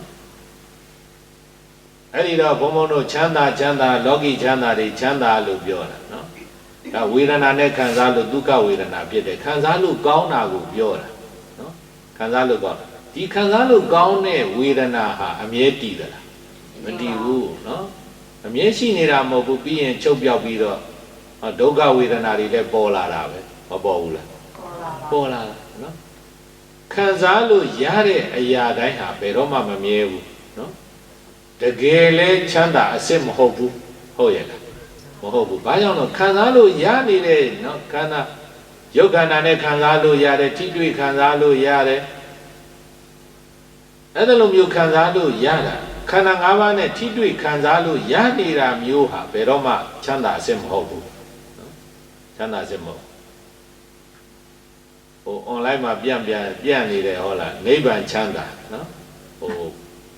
ဘုံဘုံတို့ဥစေကိဏကိုမေးနေတာဟုတ်လား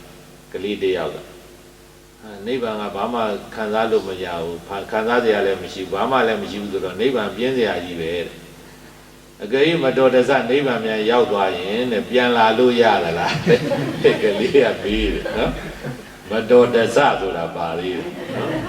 နိဗ္ဗာန်မြန်မတော်တဆရောက်မဲ့ဘုံသားအဲ့တော့မတော်တဆရောက်သွားရင်တဲ့နိဗ္ဗာန်ကနေပြန်လာလို့ရလားတဲ့အဲ့ဒီနည်းရှိလားတဲ့ဥစိတ်ကံလည်းဖြေလိုက်ပါတယ်တဲ့ပြန်လာလို့ရတဲ့နိဗ္ဗာန်လည်းရှိပါတယ်တဲ့နော်ဣန္ဒြနာကနိဗ္ဗာန်ဟုတ်လားအဲ့လိုလူတွေကဒီထိတွေ့ခံစားလို့ရနော်အဲ့ဒါလို့ခံစားလို့ရမှချမ်းသာလို့ထင်နေကြတာဟုတ်လားချမ်းသာလို့ထင်ဘုံဘုံတို့ရူပကန္တာဟုတ်လားရုပ်ဆင်းနေလေဟာဒီကတော့ကောင်းတဲ့အဆင်းတွေပဲအဆင်းကောင်းကောင်းလေးတွေကိုခံစားခြင်းနဲ့ဟုတ်လားထိတွေ့ခံစားတယ်နော်အဲ့ဒီအဆင်းကောင်းကောင်းလေးတွေထိတွေ့ခံစားဖို့ဟာတကယ်ချမ်းသာသလားလို့စဉ်းစားကြည့်ဒီအဆင်းကောင်းကောင်းလေးတွေမြင်ဖို့ရန်အတွက်ဟာဒုက္ခနဲ့ရင်းရတာပဲဟုတ်လားနော်ဒုက္ခနဲ့ရင်းရတာမမြဲတဲ့တရားတွေဒါပါတော့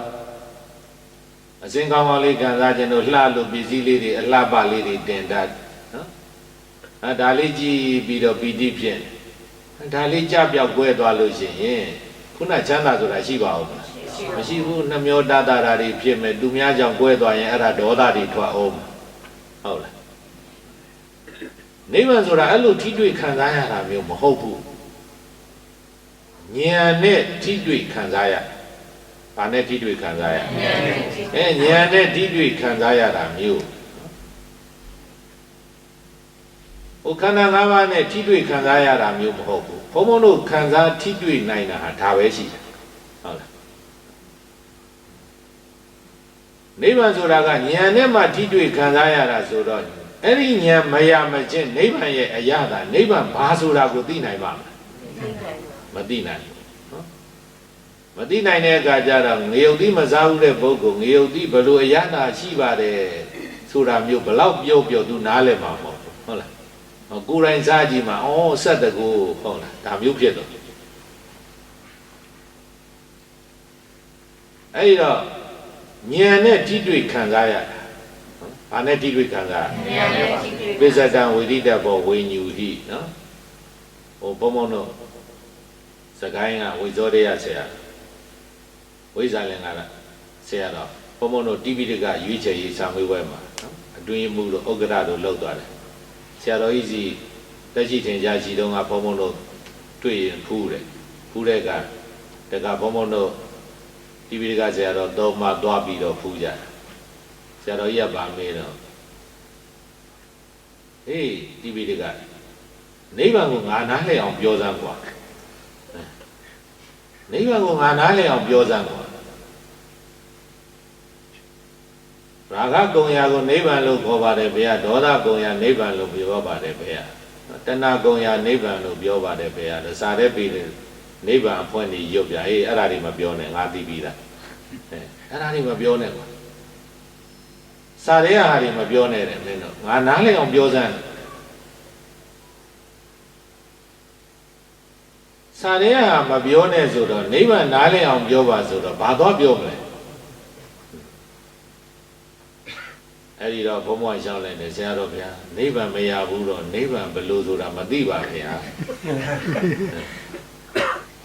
ဆရာတော်တကယ်နိဗ္ဗာန်ကိုနားလည်ခြင်းရင်တော့ဆရာတော်ကိုယ်တိုင်နိဗ္ဗာန်ရအောင်ကြိုးစားပါဗျာပြောလိုက်အေးမစိုးဘူးကမင်းဟာဟုတ်တယ်ဟုတ်လားမင်းပြောတာဟုတ်တယ်ကွာတဲ့ကိုယ်တိုင်ထိတွေ့ခံစားမှသိနိုင်ပါဘူးဗျဟုတ်လားနော်အဲဒီတော့နိဗ္ဗာန်ဆိုတာနေရာကြီးတစ်ခုရှိသလိုလိုဘဝိမှန်ကြီးရှိသလိုလိုဟုတ်လားဟာဘာမှမရှိဘူးတယောက်တည်းပဲရှိနေသလိုလိုနိဗ္ဗာန်ကိုကိုယ်အမြင်နဲ့ကိုယ်ပုံဖော်နေကြတာဟုတ်လားနော်ခုနမေးတဲ့ကလေးကလည်းပဲနိဗ္ဗာန်ဆိုတာပြင်းကြောက်ကြောက်ကြီးနှွေးဘူးလက်ခေါင်ကဟုတ်လားအစာဝီးတစ်ခုထဲမှာတယောက်တည်းနေရတယ်လို့ပေါ့လေဘာမှမရှိပဲနဲ့ပြင်းစရာကြီးလို့သူအတွတ်မှာဘူးဗျဟုတ်လားအဲ့ဒီတော့နိဗ္ဗာန်ကိုကိုယ်စိတ်ကူးနဲ့ကိုပုံဖော်နေကြမှာဘုံဘုံတို့လည်းစာပေစာတဲ့ပေထဲမှာဒီလိုပြောတာလို့စာနဲ့ပေနေတာပြောတတ်တာနော်နိဗ္ဗာန်ဘာဆိုတာကိုအတိအကျပြောလို့ရနိုင်မှာမရနိုင်ဘူးအဲ့ဒီတော့နိဗ္ဗာန်ကိုသိကျင်ရင်တော့ကိုယ်တိုင်နိဗ္ဗာန်ရအောင်ကြိုးစားဖို့ပဲဟုတ်လားနော်အဲ့ဒါကြည့်တာအဲ့ဒီတော့ဒီအတ္တရဲ့အစွဲတွေမကုန်တဲ့၍နော်တကယ်ချမ်းသာစေဆိုတာရနိုင်မှာလားချမ်းသာစေဆိုတာမရနိုင်ဘူးဒါကြောင့်မလို့တကယ်ချမ်းသာစေဒီဘုံဘုံတို့ခံစားခြင်းနိဗ္ဗာန်မှာတကယ်ချမ်းသာစေတယ်နော်တန်တိဒုက္ခတကယ်ငြိမ်းအေးတဲ့ချမ်းသာဒီလောက်ပဲပြောလို့ရတယ်နော်ခုနထိတွေ့ခံစားလို့ရတဲ့ခံစားမှုမျိုးတွေမဟုတ်ဘူးနော်ခန္ဓာ၅ပါးနဲ့ထိတွေ့ခံစားလို့ရတာမျိုးမဟုတ်ဘူးအဲ့ဒီချမ်းသာမျိုးမဟုတ်ဘူးအဲ့ဒီချမ်းသာဆိုမမြဲဘူးပြတ်သွားမှာဟုတ်လားဟိုကငြိမ်းအေးတဲ့အငြိမ်းတဲ့ချမ်းသာမပြတ်စီဘူးဉာဏ်နဲ့ထိတွေ့ခံစားရဟုတ်လားဉာဏ်နဲ့ထိတွေ့ခံစားရအဲ့ဒီတော့ဒီအတ္တတွေရှိနေတဲ့၍တကယ်ချမ်းသာစိတ်ကိုရနိုင်မှာမလားမရနိုင်ဘူးဟုတ်လားငါချမ်းသာတယ်လို့ပြောနေတာနော်ငါချမ်းသာတယ်လို့ပြောနေတာတကယ်တမ်းငါချမ်းသာတာဟုတ်ရဲ့လားမဟုတ်ဘူးနော်ဆရာကြီးကနောက်ပိုင်းမှာမြတ်စွာဘုရားဟောတာတဲ့နော်တဏမာနဒိဋ္ဌိနဲ့တတ္တဝါတွေဟာနော်ငါဆွဲနေကြတယ်ငါကွငါဥစ္စာကွဟုတ်လားငါလာမထီးနဲ့တော့လေဒါငါအတ္တပဲဆိုတဲ့တဏမာနဒိဋ္ဌိနဲ့ယူနေတာနော်အဲ့ဒါကိုဆရာကြီးမင်းသူဝင်ကငါသုံးလုံးကြပြနဲ့ငါဆိုတာလေငါသုံးလုံးကြပြငါပဲငါဟာငါဥစ္စာငါဒီတခွဲသာငါနဲ့ငါချင်းငါစေခင်းငါမင်းအလွန်မှာဟုတ်လားငါပဲငါဟာငါဥစ္စာငါဒီတခွဲသာငါတွေကဘယ်လောက်တောင်များလဲတခွဲသားလို့တင်စားပြောတာနော်ငါဒီဘယ်လောက်များလဲဆိုတာတခွဲသားတောင်ရှိတယ်ပေါ့လေနော်ငါပဲဆိုတာဣတံမမတာငါပဲဟုတ်လားတဏှာနဲ့ဆွဲတယ်နော်ငါဟာဆိုတာကမာနနဲ့ဆွဲတယ်နော်ဒါကမာနနဲ့ငါပဲငါဟာငါဥစ္စာဣသောဟမတ္တမိဣသောမိအတ္တဒါငါအတ္တပဲငါဟာပဲငါဥစ္စာပဲလို့ဆွဲတယ်ဒိဋ္ဌိနဲ့ဆွဲတယ်ဟုတ်လားဣတမမဣသောဟမတ္တမိဣသောမိအတ္တလို့ခေါ်တဲ့တဏမာနဒိဋ္ဌိဒီသုံးမျိုးနဲ့အတ္တကိုဆွဲနေတာငါဆွဲနေတာကိုငါပဲငါဟာငါဥစ္စာဒီငါသုံးမျိုးကိုပြောတာเนาะခေါင်းစဉ်ကငါတဏမာနဒိဋ္ဌိဟုတ်လားเนาะလူကျင်တာရဲ့ကိုယ်အထင်ကြီးတာရဲ့เนาะဒိဋ္ဌိအယူမှားနဲ့ဆွဲတာရဲ့ဟုတ်လားဒီသုံးမျိုးနဲ့ဆွဲနေငါပဲငါဟာငါဥစ္စာငါဒီတခွဲသာတတ္တဝါတိုင်းမှာဒီသုံးမျိုးနဲ့ဆွဲနေကြတာငါဒီတခွဲသာရှိเนาะဘုံဘုံတို့မှာဘယ်လောက်ရှိတယ်ငါဒီတခွဲသာတောင်ရှိတယ်ဗျเนาะငါနဲ့ငါချင်းငါစေခင်းငါမင်းအလွန်မှာစောစောကဗျာတွေကပုံစံမျိုးပဲသူငါနဲ့တွေ့တယ်ငါချင်းတွေ့တယ်စေခင်းတယ် သူလည်းမှားတယ်ငါလည်းမှားတယ်ငါချင်းငါဒီအကုန်မှားကြတာပဲငါဆွဲတဲ့လူမှားကြတာဟုတ်လားငါပဲငါဟာငါဥစ္စာငါဒီတကွဲသားငါနေငါချင်းငါစေခင်ငါမင်းအလွန်မှာစောင်းကောက်တဲမှာစောင်းတန်းရှာတွေ့နိုင်ပါယူလားနော်ဤကဲ့သို့ပဲခန္ဓာတဲ့ငါပဲမရှိညာဟုတ်လားစောင်းကောက်တဲမှာစောင်းတန်းရှာတွေ့နိုင်ပါယူလားတဲ့နော်စောင်းတီးတယ်စောင်းတီးတော့စောင်းတန်းဘယ်ရထွက်လာတယ်ဒီစောင်းဦးကြီးကထွက်လာတာလားမဟုတ်ဘူးစောင်းဦးကြီးထဲမှာစောင်းတန်းရှိတယ်ကျိုးထဲမှာရောရှိတယ်မရှိဘူးတီးခက်လိုက်တဲ့အခါကျမှဘာဖြစ်တာထွက်လာတာနော်ထွက်လာစောင်းဦးထဲမှာစောင်းတန်းရှာတွေ့နိုင်ပါယူလားတို့ကလေးပဲခန္ဓာတဲ့ငါလွဲမရှိညာအဲ့ဒါလိုပဲတဲ့ခန္ဓာထဲမှာငါရှာတော့အတ္တရှာတော့တကယ်ရှိတယ်လားမရှိဘူးခုနစောင်းထဲမှာစောင်းတန်ရှာတာမရှိဘူးနော်မရှိအဲ့ဒါလိုပဲလူတွေတတ္တဝါတွေကဟာအတ္တကောင်ဝိညာဉ်ကောင်လေးရှိတယ်ဇီဝကောင်လေးရှိတယ်ဒီအတ္တဆွဲနေကြတာငါဆိုတဲ့အတ္တဆွဲနေအဲ့ဒီအတ္တဆွဲဒီခန္ဓာထဲမှာတကယ်ရှိတယ်လားမရှိဘူးခန္ဓာထဲမှာလိုက်ရတကယ်မှအစွဲဆိုတာမရှိဘူးနော်တတ္တဝါတွေခုနတဏမာနဒိဋ္ဌိနဲ့ဒါနဲ့စွဲပြီးယူနေကြတာဟုတ်လားယူနေကြအကြောင်းတိုက်ဆိုင်တဲ့အတွက်ကြောင့်သူကငါဆိုတာဖြစ်ပေါ်ပြီးတော့နေတာဒီတဏမာနဒိဋ္ဌိမကင်းတဲ့၍တော့ငါစွဲတယ်မကင်းဘူးလို့ပြောနေတာနော်စောင်းရဲမှာစောင်းတန်းရှာတွေ့နိုင်ပါယောလားတို့ကလေးပဲခန္ဓာတွေငါဆွဲမရှိညာဗုဒ္ဓမြတ်စွာဟောခဲ့ပါရှားကြလူအများငါဆွဲပြုံးမှမြတ်ဒုက္ခရာကြမှန်တရားဟုတ်လားငါဆွဲပြုံးမှမြတ်ဒုက္ခရာကြမှန်မည်တကားငါဆွဲပြုံးမှမြတ်ဒုက္ခတကယ်ချမ်းသာဆုံးဆိုတဲ့ချမ်းသာစေချမ်းသာမှန်ကိုတကယ်ရမှာဟုတ်လားချမ်းသာတကယ်ချမ်းသာစေချမ်းသာမှန်ရခြင်းရင်ငါဆွဲတွေဘာလို့ရမလဲဖြုတ်ရမယ်တဲ့နော်ဘုံဘုံတို့တိုင်းပြည်မှာလည်းပဲတကယ်ငြိမ်းချမ်းရေးရခြင်းဘာလို့ရ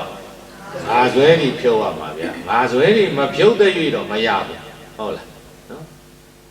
အခုတော့ဆွေးနွေးပွဲတွေကြီးလိုက်လို့ရှိရင်အဲ့ဒီငါတန်နေပဲကြားနေရတာဟုတ်လားငါတန်နေပဲကြားနေကြတာဒီငါတွေအစွဲပြင်းနေတဲ့၍တော့နော်ဒီလက်နက်တွေဘယ်တော့မှချနိုင်မှာမဟုတ်ဘူးဟုတ်လားချနိုင်မှာမဟုတ်အဲ့ဒီတော့ငါလုံနိုင်တယ်ငါလုံမှကောင်းမယ်သူများလုံရင်မကောင်းဘူးဆိုတာဒီလေနော်ဒီငါဇွဲတွေနဲ့ဖြစ်နေကြဒါကြောင့်မလို့ငါဇွဲပြုံးမှမြတ်ဒုက္ခရာကြမှန်တရားငါဇွဲပြုတ်သွားမှငါဇွဲတွေဖြုတ်မှလောကလည်းပဲချမ်းသာမယ်ဘဝတန်တရာလည်းချမ်းသာမယ်နော်အချမ်းသာဆုံးဖြစ်တဲ့နိဗ္ဗာန်ကိုလည်းမျက်မှောက်ပြုနိုင်မယ်လို့ဒါအနတ္တလက္ခဏာသုတ်ကိုကြည့်ပြီးတော့ဆရာကြီးကရေးသွားတာနော်ရေးသွားအဲ့ဒါကြောင့်မို့လို့မြတ်စွာဘုရားကနော်ပိဿဝဂီ၅ခုကိုအနိစ္စလက္ခဏာဒုက္ခလက္ခဏာနဲ့အနတ္တအတ္တမဟုတ်ဘူးဆိုတာကိုပြသွားတာအဲ့ဒီမှာပိဿဝဂီ၅ခုမြတ်စွာဘုရားရဲ့အနတ္တလက္ခဏာသုတ်နာပြီးတော့သူတို့ရဲ့တဏ္ဍာမှာရှိနေတဲ့အတ္တငါဇွဲတွေအကုန်ပြုတ်ကုန်ငါဇွဲတွေပြုတ်သွားတော့ဘာဖြစ်တယ်နော်ဟာယဟန္တာဖြစ်သွားကြတယ်ဘာဖြစ်သွားလဲဟာယဟန္တာဖြစ်သွားကြတယ်ဒုက္ခအလုံးကလွတ်သွားတယ်လုံးဝငြိမ်းချမ်းတဲ့ပုဂ္ဂိုလ်တွေဖြစ်သွားတယ်နော်လွတ်မြောက်တဲ့ပုဂ္ဂိုလ်တွေဖြစ်သွားတယ်ငြိမ်းချမ်းတဲ့ပုဂ္ဂိုလ်တွေဖြစ်သွားတယ်ဣမသမိန်သမဏဝေယကရဏသမိန်ပညာမနိပိဇဝဂိယနာဘိက္ခုနာအာသွေစိတ်ဓာနိဝိမုတ်စိန်တု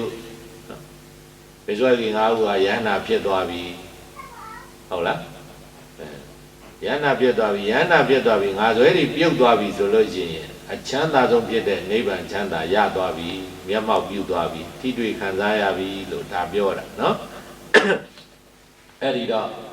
ဘုံဘုံတို့တရားဓမ္မတွေနော် ခုရလက်ရှိဘဝမှာလည်းပဲတကယ်ငြိမ်းငြိမ်းချမ်းချမ်းနေခြင်းရင်ဘာလို့อ่ะဘာဇွဲဒီကိုဖြုတ်ကြဘာလို့อ่ะမှာလဲငါဇွဲဒီကိုဖြုတ်ကြငါဇွဲဒီမပြုတ်တဲ့၍ငါဇွဲဒီပြင်းထန်လေးလေးရံများလေးလေးပဲဟုတ်လား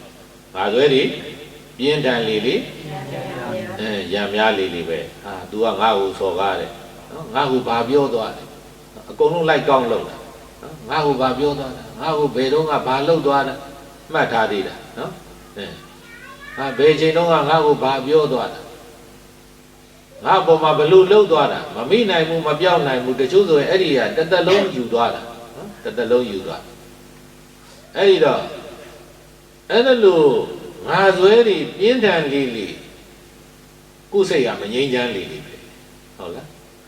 ငြိမ်းချမ်းတဲ့ပုဂ္ဂိုလ်တွေကြည့်ဘဝမှာလွတ်လွတ်လပ်လပ်ပေါ့ပေါ့ပါပါနဲ့ဟုတ်လားနော်ဟိုစိတ်ချမ်းသာကိုယ်ချမ်းသာနဲ့နေရတဲ့ပုဂ္ဂိုလ်တွေကြည့်အဲ့ဒီပုဂ္ဂိုလ်တွေကငါဇွဲမပြင်းတဲ့ပုဂ္ဂိုလ်နော်ငါဇွဲမပြင်းဘူးဟုတ်လားအလွန်သီးခံနိုင်တဲ့ပုဂ္ဂိုလ်တွေခွန်းလွတ်နိုင်တဲ့ပုဂ္ဂိုလ်တွေနော်သဘောထားကြီးနိုင်တဲ့ပုဂ္ဂိုလ်တွေပဲဟုတ်လားခုနငါဇွဲပြင်းထန်တဲ့ပုဂ္ဂိုလ်တွေကြတော့ဘေးတိုက်နော်အလူလူနေရင်ကိုယ့်ဟာကိုယ်အဲ့ဒီငါက6နေတာဘာ6လဲငါ6နေတာနော်ငါကိုဘသူကဘာပြောမှလဲငါကိုဘသူကဘာမြင်မှလဲနေစရာမရှိဘူးနော်ငါကိုဘသူကဘာပြောကြမှလဲဘာလုပ်ကြမှလဲဘသူတွေကငါကိုဘာပြောနေတယ်လဲသူကသူရိုးရိုးစကားပြောနေတာကိုကိုเจ้าပြောတဲ့တင်းနေဟုတ်လားကိုတင်းတုတ်တဲ့တင်းနေမှာနေစရာမရှိဘူးမလုံခြုံဘူးနော်ဘသူအမြတ်ငါကိုဘာလုပ်လာဟာစစ်တပ်တွေနဲ့ဘလောက်ပဲစောင့်နေအဲ့ဒီပုံကိုယ်တွေနော်ငါကိုဘသူကဘာလာလုပ်မှလဲဘသူအမြတ်ဘယ်လိုအကောက်ကြံမှလဲဘာလုပ်မှလဲနဲ့နော်ဘယ်တော့မှမငြိမ်းချမ်းဘူးဟုတ်လားမလုံခြုံဘူးအဲ့တော့ငါဇွဲဒီပြင်းထန်လေးလေးရံများလေးလေးဖြစ်ပါငါဇွဲဒီနဲလေးလေးရံနဲလေးလေးဖြစ်ပါရံနဲလေးလေးငြိမ်းချမ်းလေးလေးပေါ့ဗျာနော်ချမ်းသာလေးလေးငြိမ်းချမ်းလေးလေးငါဇွဲဒီလုံးဝပြုတ်သွားပြီဆိုလို့ရှိရင်ရံလဲလုံးဝပြုတ်သွားပြီလုံးဝလဲချမ်းသာသွားပြီလို့ဒါကိုမှတ်သားဖို့ဖြစ်ပါတယ်နော်ဒါကြောင့်မလို့ဘုံဘုံတို့တရားဓမ္မတွေလောကမှာဘဝမှာတူတူလေးနေကြရတာဟုတ်လားတူတူလေးနေကြရတာတတန်းလေးကတူတူလေးအဲ့ဒီတတန်းလေးမှာကိုကခရီးတော့ကျိုးတယ်နော်ကိုလျှောက်ခဲ့တဲ့ခရီးဘလောက်ပေါက်သွားပြီလဲနော်ဘုံဘုံတို့ဆိုတဝက်ကျော်သွားပြီသုံးချိုးနှစ်ချိုးလောက်ကုန်သွားပြီနော်သုံးချိုးနှစ်ချိုးလောက်ကုန်သွားပြီတချိုးလောက်ပဲကြံတဲ့အချိန်လေးမှာဘုံဘုံတို့စိတ်လက်ချမ်းသာနဲ့ဟုတ်လားပေါ့ပေါ့ပါပါနဲ့စိတ်ချမ်းသာကိုယ်ချမ်းသာလေးနဲ့နေသွားဖို့မလိုဘူးလားလိုတယ်နော်အဲ့ဒီတော့ဘာမှမကြံတဲ့အချိန်လေးမှာဘုံဘုံတို့ရန်နေမများကြရအောင်နော်စိတ်ဆင်းရဲကိုယ်ဆင်းရဲတွေမများကြရအောင်ဒါတွေကကိုယ်ပေါ်မှာပဲမူတည်တယ်ဟုတ်ဘယ်ပေါ်မှာပဲမူတည်နေတတ်အောင်နေဖို့ပါဟုတ်လားနော်နေတတ်အောင်နေဖို့ဟိုတချို့အရာတွေကကိုပြင်လို့ရတာမဟုတ်ဘူးကို control လုပ်လို့ရတာမျိုးမဟုတ်ဘူးရရဲ့လားမရဘူးကဘာကြီးနဲ့ဖြစ်တဲ့ကိစ္စတွေဘုံဘုံတို့ဘာလုပ်လို့ရဘာမှလုပ်လို့မရဟုတ်လားနော်ကဘာစစ်စစ်ဖြစ်ရင်ပြေးမရဘူးလေနော်ကဘာကြီးမှာစီးပွားရေးတွေပြတ်နေတယ်နိုင်ငံမှာစီးပွားရေးတွေကက်ဆိုင်နေတယ်ကိုဘာလုပ်လို့ရမလဲဘာမှလုပ်လို့မရဘူးဟုတ်လားကိုကကိုပဲကောင်းအောင်နေဖို့တင်းတဲ့အောင်နေဖို့တင်းတဲ့အောင်နှလုံးသွင်းဖို့ဒါပဲရှိတာလေနော်လောကကြီးကအတ္တမဟုတ်ဘူးလေအနတ္တပဲဟုတ်တယ်မလားအနတ္တပဲအဲ့ဒီတော့အရာရာကို control လုပ်လို့ရတယ်ကိုဖြစ်ခြင်းတဲ့အတိုင်းဖြစ်လို့ရတယ်မရဘူးအဲ့ဒါကြောင့်မလို့ဖြစ်ခြင်းအဖြစ်စိတ်မငြိကြနဲ့ဘုံကဒါလေးပြောချက်ဟုတ်လားဖြစ်ခြင်းအဖြစ်စိတ်မငြိနဲ့ဗျာနော်ဖြစ်ခြင်းအဖြစ်ဆိုတာအနတ္တသဘောပဲလောကကြီးကသူကသူဖြစ်ခြင်းအဖြစ်နေတာနော်အဲ့ဒါတွေကိုလိုက်ပြီးတော့စိတ်ညစ်နေမယ်ဆိုလို့ရှိရင်အချိန်တိုင်းစိတ်ညစ်နေဖို့ပဲစိတ်ချမ်းသာတာတကွာမှမရှိဘူးရှိပါမလားမရှိဘူးအဲ့ဒါကြောင့်မို့လို့အတ္တဇွဲတွေခွာတန်တိုင်းသမျှဖြုံအောင်ကြိုးစားနော်ကိုလုံးနိုင်သလားနော်လောကကြိုးပြုနော်မိသားစုကြိုးပြုတဲ့အလုပ်တွေလုပ်နော်ကိုဆွေမျိုးသားချင်းတွေကြိုးပြုလုပ်ငန်းတွေလုပ်ကိုနိုင်ငံကိုလူမျိုးကိုဘာသာသာသနာအတွက်ကိုစွမ်းနိုင်သလားလို့ဟုတ်လားမစွမ်းနိုင်တာတွေလည်းလုံးမနေနဲ့ဟုတ်လားနော် အဲ့ဒီတော့ကိုစွမ်းနိုင်တဲ့လောက်နိုင်တဲ့လောက်အဲ့ဒါကျူးစာအားထုတ်သွားဖို့ဖြစ်ပါမယ်ဟုတ်လားကျူးစာအားထုတ်သွားဖို့အဲ့ဒါကြောင့်ဖြစ်ခြင်းအဖြစ်စိတ်မငြိကြပါနဲ့လို့ဘုံဘုံကဒါလေးကိုပြောချင်ပါတယ်နော်အဲ့ဒီတော့ငါဇွဲဒီဘုံဘုံတို့ဖြုံနိုင်ပြီထိမ့်သိမ့်နိုင်ပြီဆိုလို့ရှိရင်ဘယ်လိုလူမျိုးနဲ့မဆိုဘုံဘုံတို့ဆက်ဆက်နိုင်ပါတယ်ဟုတ်လားဘယ်လိုလူမျိုးနဲ့မဆိုဘုံဘုံတို့တွဲပြီးတော့အလုပ်လုပ်နိုင်ပါတယ်မလုပ်နိုင်ဘူးလားဘယ်လိုနေရာမျိုးမဆိုဘုံဘုံတို့အလုပ်လုပ်နိုင်ပါတယ်ဟုတ်လားငါကဒီနေရာရမှလုပ်နိုင်မှာငါနဲ့ဒီနေရာနဲ့မှတင့်တော်တာဟုတ်လားငါလိုလူမျိုးကဒီလိုနေရာမျိုးမှာလှုပ်เสียရလားဒီလိုအလုံးမျိုးလှုပ်เสียရလားဆိုတာမျိုးတချို့ကဥက္ကဋ္ဌလောက်မှလှုပ်ချင်တာနော်ပကံစည်းရရင်မလှုပ်ချင်ဟုတ်လားနော်ဒါမျိုးတွေကကြည့်တာဒါဘယ်လိုနေရာမျိုးဖြစ်ဖြစ်ဟုတ်လားနော်အလုတ်ပြမြောက်သွားဖို့ရဲ့ကိုကုသိုလ်ရဖို့လုပ်တယ်ဆိုကုသိုလ်ရဖို့ရဲ့ဒါတွေဖြစ်ဖို့ပဲဟုတ်တယ်မလားနော်ဟာနိုင်ငံအကျိုးဆောင်ကြမယ်နိုင်ငံအကျိုးဆောင်မယ်ဆိုငါတို့အာဏာရမှဆောင်လို့ရမှာပဲလို့ဟုတ်လားအာဏာကိုမတရားလုံနေကြမယ်ဆိုလို့ချင်းဒါလည်းပဲအမှန်တရားဟုတ်ပါမဟုတ်ဘူးအာဏာရသည်ဖြစ်စီမရသည်ဖြစ်စီနိုင်ငံအကျိုးဆောင်လို့မရဘူးကိုနိုင်ငံဘက်ကဆောင်ကိုအာဏာမရပြီမဲ့လို့ရသွားတဲ့ပုံကိုယ်တွေပံ့ပိုးပြီးတော့ကူညီနေလို့မရဘူးဟာရတယ်လေဒါကိုလုပ်လို့ရတာမျိုးမဟုတ်ဘူးလေပြည်သူကရွေးချယ်သွားတာလေဟုတ်တယ်မလားအနတ္တလေအတ္တမှမဟုတ်ဘူးကိုရာတို့အာဏာမြဲမယ်လို့ပြောလို့မှမရရပါမရဘူးနော်ကွန်ထရိုးလုပ်လို့မရဘူးအဲ့ဒီတော့အများကရွေးချယ်သွားတာကိုမရွေးလည်းပဲရွေးသွားတဲ့ပုံကိုယ်တွေကိုပံ့ပိုးပြီးတော့အကောင်းဆုံးဖြစ်အောင်ဆောင်ရွက်လေနိုင်ငံအကျိုးတကယ်ဆောင်ခြင်းပြောတာပါဟုတ်လားအမျိုးသားရေးတကယ်လုပ်ခြင်းပြောတာဟာဘာသာသာသနာတိုးတက်ခြင်းလည်းဒီတိုင်းပဲလေဟုတ်လားဘုံဘုံတို့တရားဓမ္မကိုလုံနိုင်တဲ့နေရာကနေပြီးတော့လုံနိုင်တဲ့အလုပ်ကိုလုပ်သွားကြဖို့ပဲဟုတ်လားနော်လုပ်သွားကြဖို့အဲ့ဒီတော့ဘုံဘုံတို့တွေဘာသာသာသနာကြီးပွားတိုးတက်ဖို့လုပ်ကြတဲ့အခါမှာကိုလုံနိုင်တဲ့အတိုင်းတာကနေပြီးတော့လုပ်သွားကြဖို့ဟုတ်လားနော်လုံနိုင်တဲ့လောက်လုပ်သွားကြဟာဘယ်လိုဆရာတော်မျိုးကြီးဒီလိုမျိုးလုံးမတို့ကလုံနိုင်မယ်ဟုတ်လားမတူဘူးလေနော်ဆရာတော်ကြီးတွေရဲ့စွမ်းအားထုတ်မှုနဲ့ဘုံဘုံတို့ဦးစင်းလေးတွေရဲ့အားထုတ်မှုဟာမတူနိုင်ဘူးဟုတ်လားကိုလုံနိုင်တဲ့လောက်ဘာဖြစ်သွားလုံသွားရမှာပဲအဲ့ဒါကြောင့်မို့လို့ယနေ့ဘုံဘုံတို့တရားဓမ္မတွေမွေးရမြေကြားကိုရောက်နေကြနော်ဒါအခြေအနေတွေအကျိုးအကြောင်းတွေနဲ့ဒီလိုနိုင်ငံမျိုးမှာရောက်နေကြတယ်ရောက်တဲ့အခါမှာကိုယ့်ရဲ့ဘာသာယဉ်ကျေးမှုဟုတ်လားဒါတွေမပြောက်အောင်ဒီမှာကျောင်းတွေတည်ထောင်ပြီးတော့ကြိုးစားအားထုတ်နေကြဒီလိုကျောင်းကြီးတွေရှိကြတဲ့အတွက်ကြောင့်ဘုံဘုံတို့တရားဓမ္မတွေဘာသာရေးတွေယဉ်ကျေးမှုတွေဒါတွေကြိုးစားနိုင်တယ်အားထုတ်နိုင်ဟုတ်လားဒါနာလည်းပြုနိုင်တာသီလလည်းစောင့်တည်နိုင်တာသမထဝိပဿနာတွေလည်းပွားနိုင်တာပဲနော်ကိုမလုံးမနေရောပြောမယ်ဆိုလို့ရှိရင်ဟိုမော်ဂိုလီးယားကတရားဓမ္မတွေဆိုအလွန်တနာဖို့ကောင်းတယ်ဟုတ်လားနော်သူတို့မှသီလထိမ့်ဖို့ခက်နော်မလွယ်တကယ်စစ်မှန်တဲ့ဝိပဿနာတရားတွေသူတို့စီရှိလားမရှိဘူးမရှိဘူးဗမာပြည်လာပြီးယူကသူတို့ကဗမာပြည်ရဲ့လူတွေကိုအလွန်အားကြတယ်ပြီးကြတော့သူတို့တိဘက်ဗုဒ္ဓဘာသာသူတို့မော်ဂိုလီးယားဘုန်းကြီးတွေသူတို့ဝီနည်းအကျင့်စရိုက်တွေတို့ထိမ့်သိမ့်မှုတွေတို့အားမရကြတော့ဘူးတဲ့သူတို့ဒါတွေပြောဒီမြန်မာပြည်ရဲ့တန်ဃာတော်တွေကဝီနည်းစည်းကမ်းတွေအတိုင်းကျင့်ကြံပြီးတော့နေထိုင်ကြတယ်တန်ဃာစစ်တန်ဃာမန်တွေကိုကူးကွယ်နေရတယ်ဆိုပြီးတော့ဗမာပြည်သူတွေကိုသူတို့အားကြအားကြအဲ့ဒီတော့ဘုံဘုံတို့ဗမာပြည်ကထေရဝါဒစစ်တန်ဃာတွေနဲ့ထေရဝါဒသာသနာကိုသူတို့စီမှာပုံတူကူးကျင်တာသူတို့စီမှာပြိုးကျင်တာအစာပြိုးပြီးတော့ချိန်မြောင်းလုပ်ကျင်တာနော်အဲ့ဒါကို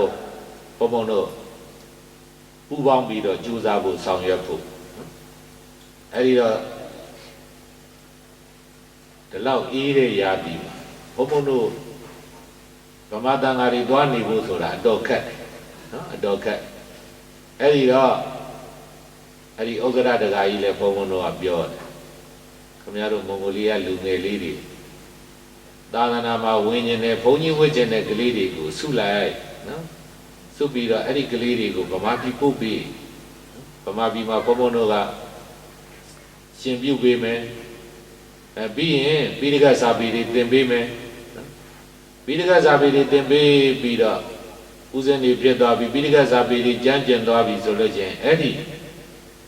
ကိုတော်လေးတွေကသူတို့မွန်ဂိုလီးယားပြည်ပြန်ပြီးတော့ကျောင်းတွေတည်ထောင်ပြီးတော့သာသနာပြုအဲ့ဒါလိုမျိုးနဲ့မှတကယ်ကြည်ကြည်ပြန့်ပြန့်တကယ်ဖြစ်မှာလို့နော်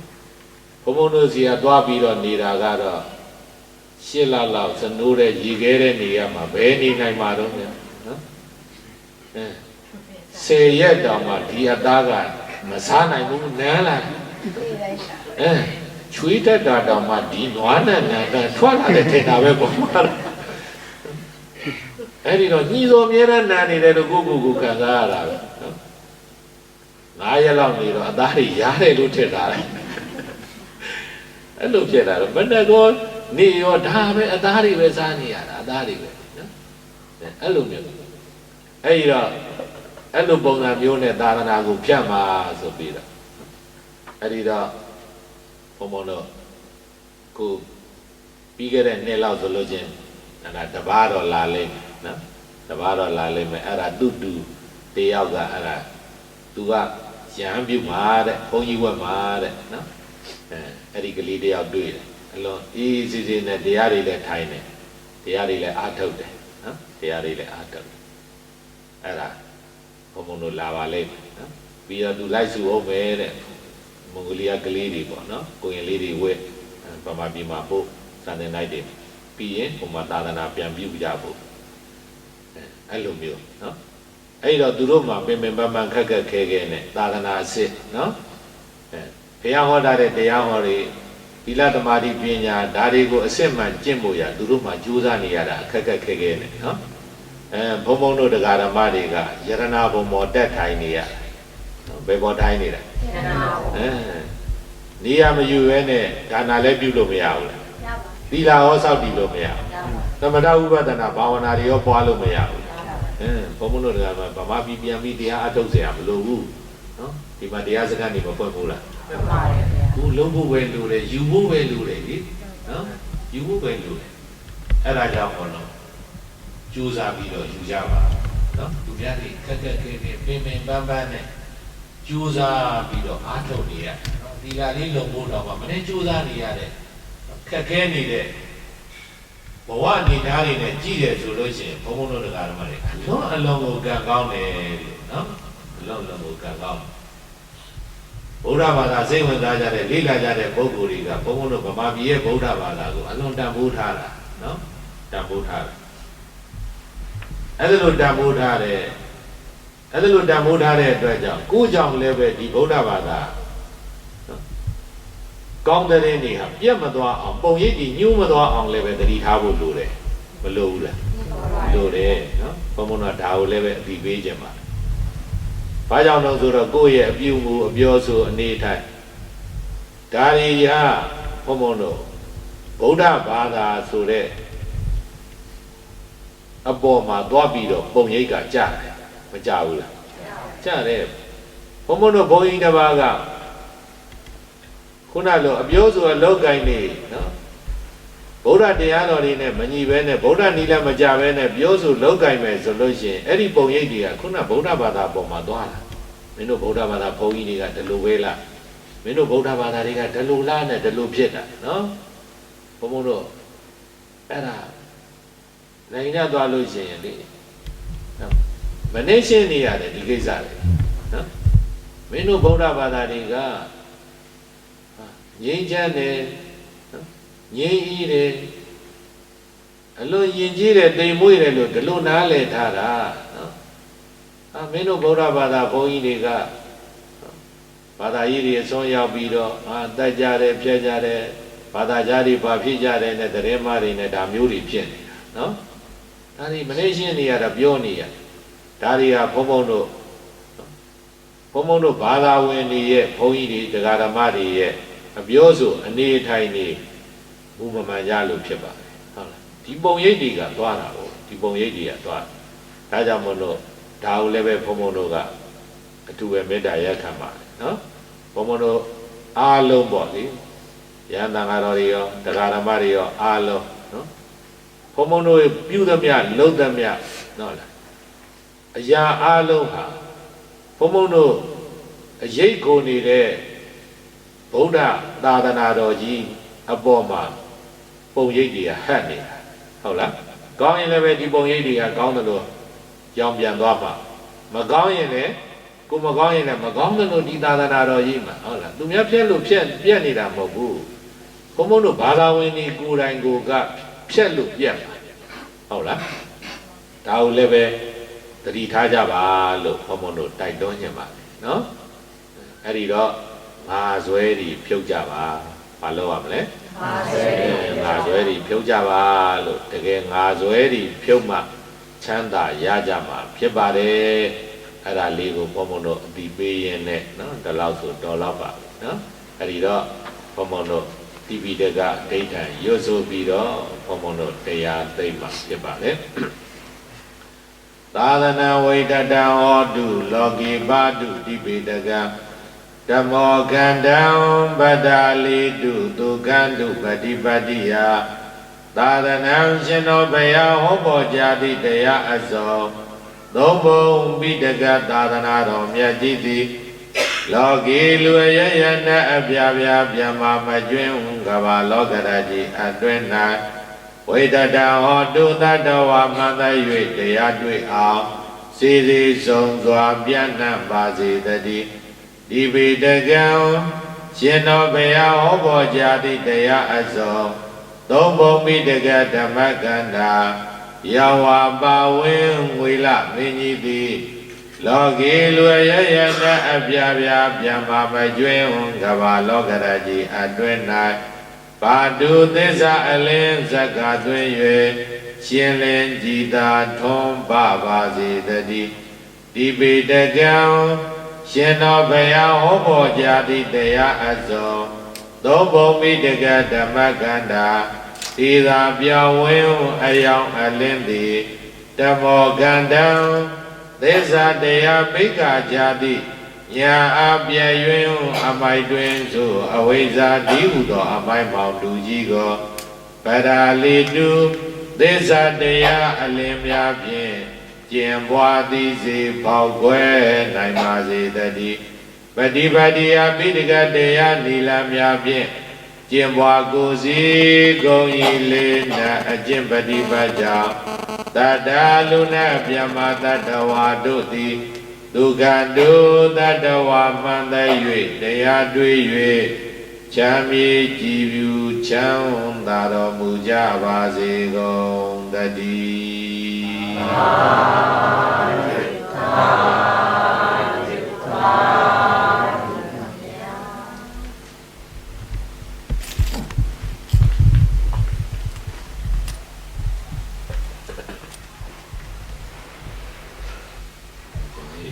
စီကူပြီလို့အထောက်ကြတဲ့ကုသိုလ်ကောင်းမှု